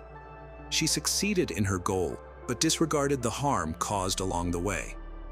Following this startling revelation, authorities swiftly apprehended Cherie and charged her with second-degree murder and conspiracy to commit murder. The trial commenced 10 months later, on December 12th. Given the nature of her internet-related crime, public curiosity was exceptionally high. Cherie pleaded not guilty during the proceedings, and her defense attorney suggested that Jerry had fabricated his evidence against her out of guilt. They also attempted to shift the blame back onto JN. During the trial, disturbing messages between Cherie and JN were presented, wherein they discussed using a firearm. It was highlighted that a day after her husband's death, she altered her first name, last name, and address. After Jerry's demise, she repeated this action. The case concluded successfully in court, and after only 2 days of deliberation, the jury delivered its verdict. Cherie Miller was found guilty of second-degree murder, and on January 9, 2001, she received a life sentence in prison. However, several complaints arose from the defense regarding the trial. One notable issue questioned the admissibility of Jerry's letter as evidence. This concern led to such significant implications that 7 years later, in 2008, a judge ordered a retrial for the case. Consequently, as per federal court decisions, Cherie was released from prison in July 2009 until further trials could be conducted. For over 3 years, she walked free without restrictions, even accessing internet and dating sites. However, many individuals, especially Bruce's and Jerry's families, opposed this release, deeming it due to an absurd technicality. Back in August 2012, the district court reversed its decision, and Cherie returned to prison, where she has remained since. While she was at large, Cherie successfully reconnected with her children. This reconnection had a notably positive impact on her. In April 2016, she wrote a letter admitting guilt despite previously denying it. She explained that her initial denial stemmed from fear that an admission would hinder her chances of appealing for a retrial. Her attorneys had advised such action. However, they later denied this claim. They asserted that if they had known about her guilt earlier, they would have recommended pursuing a plea deal.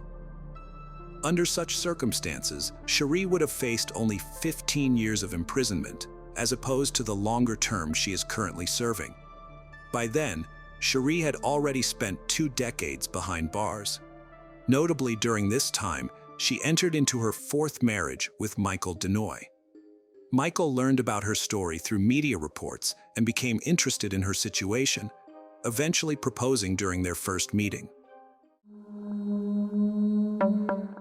Lynette White was a beautiful young woman from Cardiff, Wales, who was doing what she believed she had to do in order to get by. She dropped out of school and had been working as a prostitute since she was 14. Being a sex worker wasn't part of Lynette's childhood dream. Weeks before she was found dead, Tim Rogers, a BBC Wales journalist, interviewed her while investigating child prostitution. During the interview, she told Tim how she was drugged, taken to Bristol by a gang of men, and forced into prostitution. Yet even after Lynette found her way back to Cardiff, she could not find her way out of prostitution. By 1988, Lynette, who was now 20 years old, was working the streets daily as a prostitute. Described as popular and pretty by friends, Lynette was probably the most visible prostitute working in Cardiff at the time.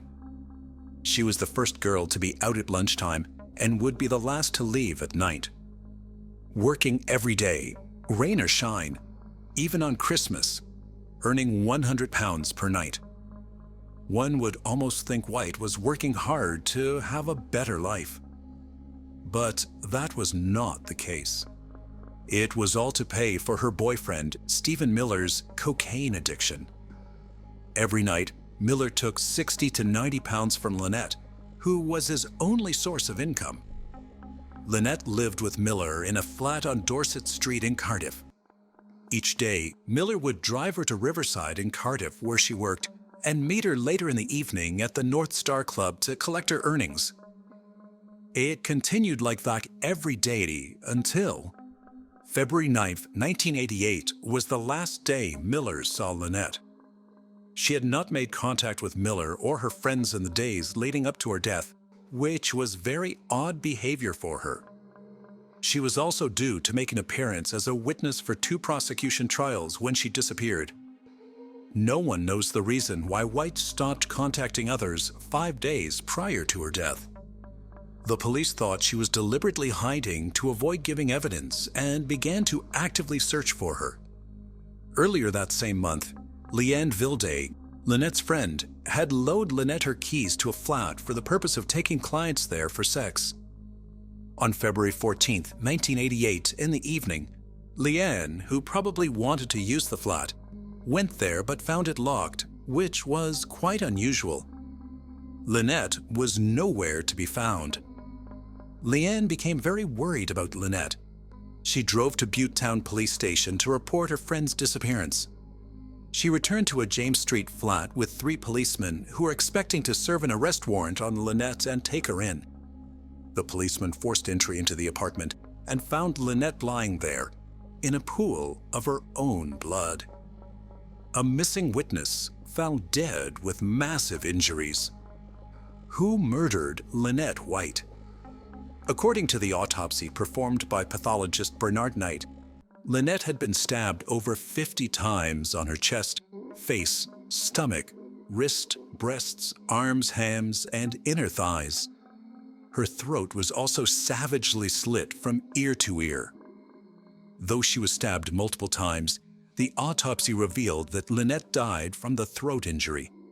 The pathologist also determined that Lynette was murdered on February 14th between 1:45 a.m. and 4:00 a.m. Lynette's body was found between the foot of the bed and the window, covered in blood. Azoospermic semen, which is semen containing no sperm, was found in her vagina and also under underwear. There were 2 different blood types found on Lynette, her own blood and an AB type blood, which did not belong to Lynette. Soon the news about Lynette's death had spread, and police began to ask questions about the incident. Witnesses told the police that they saw a man looking distressed in the area where Lynette's body was found on James Street. The man looked very suspicious, and he appeared to have blood on his hands. The suspicious man, described as a white male, approximately 5'8" to 5'10", and in his mid-30s, became the primary focus of the investigation. Efforts to find this man were exhaustive. Soon they arrested a man that matched the suspect's description, but he was soon released after police looked into Miller, Lynette's boyfriend, as the partner of a murder victim is usually the first obvious suspect. Miller was questioned but later released because his blood type didn't match the one found on Lynette. Because Lynette was supposed to appear as a witness against a man named Francine Cordell in court, Francine and his mother were investigated, but soon the 2 were eliminated as suspects because their blood also did not match the AB blood type found on Lynette. Very little is known about the case against Cordell or the other case that Lynette was set to give evidence in. Another suspect that piqued the investigators' interest was a man who was on a list of 12 persons of interest in the area due to their past criminal activity. He was a sex offender and a pedophile who lived close to James Street. His identity was concealed, and he was called Mr. X. When Mr. X was interviewed, he admitted to paying Lynette for sex in the past and was unable to account for his whereabouts at the time of the murder. Mr. X had blood type AB, which prompted the police to run a DNA test on him. When the results came back, it eliminated Mr. X from the investigation. Now, all that the police were left with were statements gathered from their door-to-door inquiry. Gromick, who lived in the flat right above where Lynette was murdered, together with his friend Atkins, gave statements implicating each other in their accounts. But as the statements contained 4 completely different accounts, the investigators didn't take it seriously. Ronnie Williams, a police informant, also gave an account implicating his common-law brother-in-law, Yusef Abdullahi. He initially claimed Abdullahi knew the killer and later implicated him directly, saying Abdullahi was the killer. It was known to the police that the 2 detested each other, so again, investigators dismissed the account. Leanne Vilday, who reported Lynette's disappearance on the day she died, was also suspected and questioned. The police visited her daily to question her. The pressure was becoming too much for her to handle, and one day, while she was drunk, she named Miller and Abdullahi as the killers. Violet Perriam, a secretary at the Cardiff Yacht Club, also gave a statement about the incident. 8 months into the investigation, she came forward claiming that on February 14th, while driving home from the club at about 1:30 a.m., she saw 4 excited black males outside the building where Lynette was killed. She then identified 2 of them as John Actie and Rashid Omar. Perriam's statement would give the case a new direction. Angela Sala, who is mildly mentally retarded, also gave a statement that she saw Miller, John Rashid, Ronnie Acton, John's cousin, Tony Paris, and Tony Brace outside 7 James Street on the day Lynette was murdered. This was exactly what police needed, as her account corroborated Perriam's statement. Further implicating Abdullahi, John, Miller, and the rest were Gromick and Atkins, who gave new statements on the same day with Sala. They said they also saw a group of men, including Ronnie and Abdullahi. Sala then gave another statement in December 1988 that she heard a scream from Lynette's flat and rushed there with Vilde. Coincidentally, on the same day, Vilde also told the police that she went to the flat after she heard Lynette scream and met Miller, Abdullahi, Ronnie Actie, Miller's brother, and an unnamed mixed-race man. Unfortunately for Sala, she had an AB blood type. Police insisted that her blood was found on Lynette's socks. She then gave a new statement, but she was part of the killing together with Vilde and the other guys. Vilde also admitted that she was forced to cut Lynette's wrist to ensure her complicity and silence. Miller confessed to killing Lynette after 307 denials. He also implicated the other men maimed, which led to the arrest of all the men allegedly involved in the murder. On December 7, 1988, the police arrested Stephen and Tony Miller, Yusef Abdullahi, Ronnie Actie, Rashid Omar, and Martin Tucker. On December 9, 1988, John Actie and Tony Paris were also arrested. For close to a year, they were locked up until their trial began on October 5, 1989, at Swansea Crown Court. This trial became the longest murder trial in British legal history, lasting 197 days. After spending 2 years in custody, Ronnie and John Actie were acquitted of the murder, while Tony Paris, Stephen Miller, and Yusef Abdullahi were found guilty. Each were sentenced to life imprisonment, and since then, they're known as the Cardiff Three. Even though no forensic evidence linked these men to the crime scene, they were held as the criminals. However, there were a lot of doubts and questions about the convictions. Consequently, the friends and families of the Cardiff Three began a campaign to overturn the convictions. The campaign received massive support and was followed by television documentaries in 1992. By December 1992, the Cardiff Three's appeal was heard. After the Court of Appeal had listened to Miller's interrogation, Lord Taylor said the police had bullied Miller during the interview. I'm not involved. I'm not involved. Oh, why is everybody? I don't know. I don't even young. I know. As I said, I don't know. I don't know what it was for. Therefore, the truthfulness of Miller's admission was irrelevant. The Cardiff Three were free at last. Their convictions were declared unsafe and unsatisfactory by Lord Taylor. But if the Cardiff Three didn't commit the crime, it means the real criminal was still roaming free. It brings us to yet the same question. Who murdered Lynette White? 8 years later, the case was reopened. This time, Professor Dave Barkley and Chief Superintendent Kevin O'Neill were assigned to the task. The case took the officers back to the crime scene. By then, it was already 12 years since the incident happened. While examining the old crime scene photographs, Professor Barkley's eyes caught something that no one else saw in all these years. It was a large drop of blood believed to have been thrown from a knife onto the wallpaper. When the crime was committed in 1988, police removed lots of wallpaper in the flat to be stored as evidence. Upon searching through the old wallpaper evidence, they discovered that the only missing piece of wallpaper was the one that contained the large drop of blood. The forensic scientist didn't give up, though. He continued to study the crime scene photos and realized the blood could have dropped on the skirting board beneath.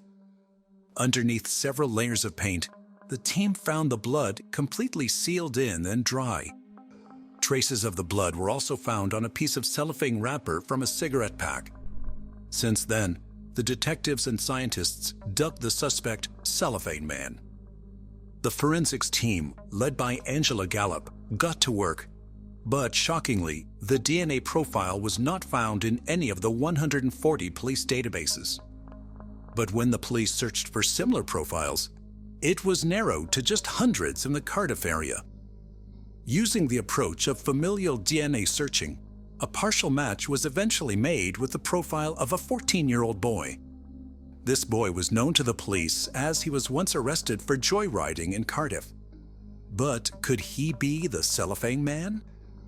If you thought about his age, then your guess was right. He wasn't even born when the incident happened. At that time, the case was 15 years old. Notwithstanding, the police had to visit his house. When they got there, they were told that the boy's father was dead, but he had an uncle, Jeffrey Gafford. On February 26, 2003, detectives pulled up at Jeffrey's home, a semi-detached house in the village of Llanharan, 15 miles west of Cardiff, but no one was home. The following day, they checked at Jeffrey's place of work, an office block in Cardiff city centre where he worked as the security guard.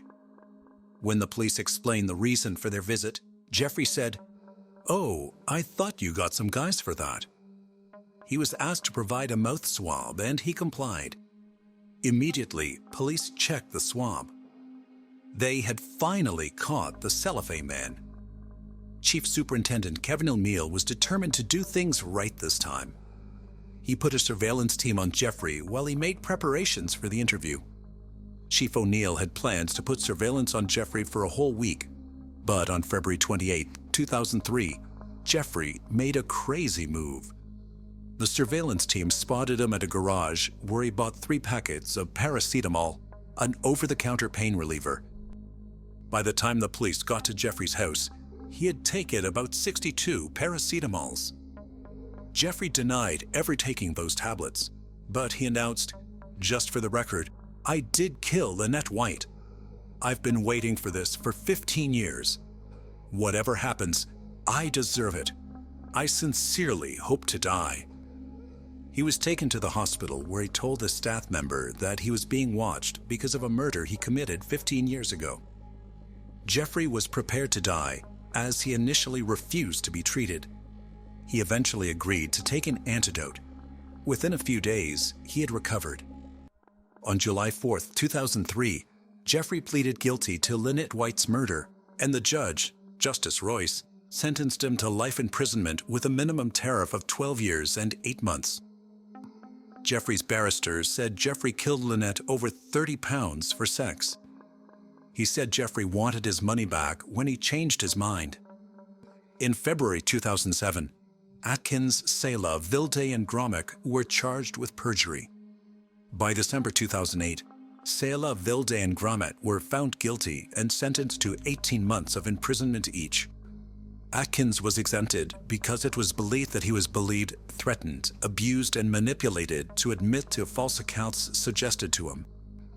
In March 2009, it was announced that there was enough evidence to prosecute the police officers involved in the initial investigation with conspiracy to pervert the course of justice.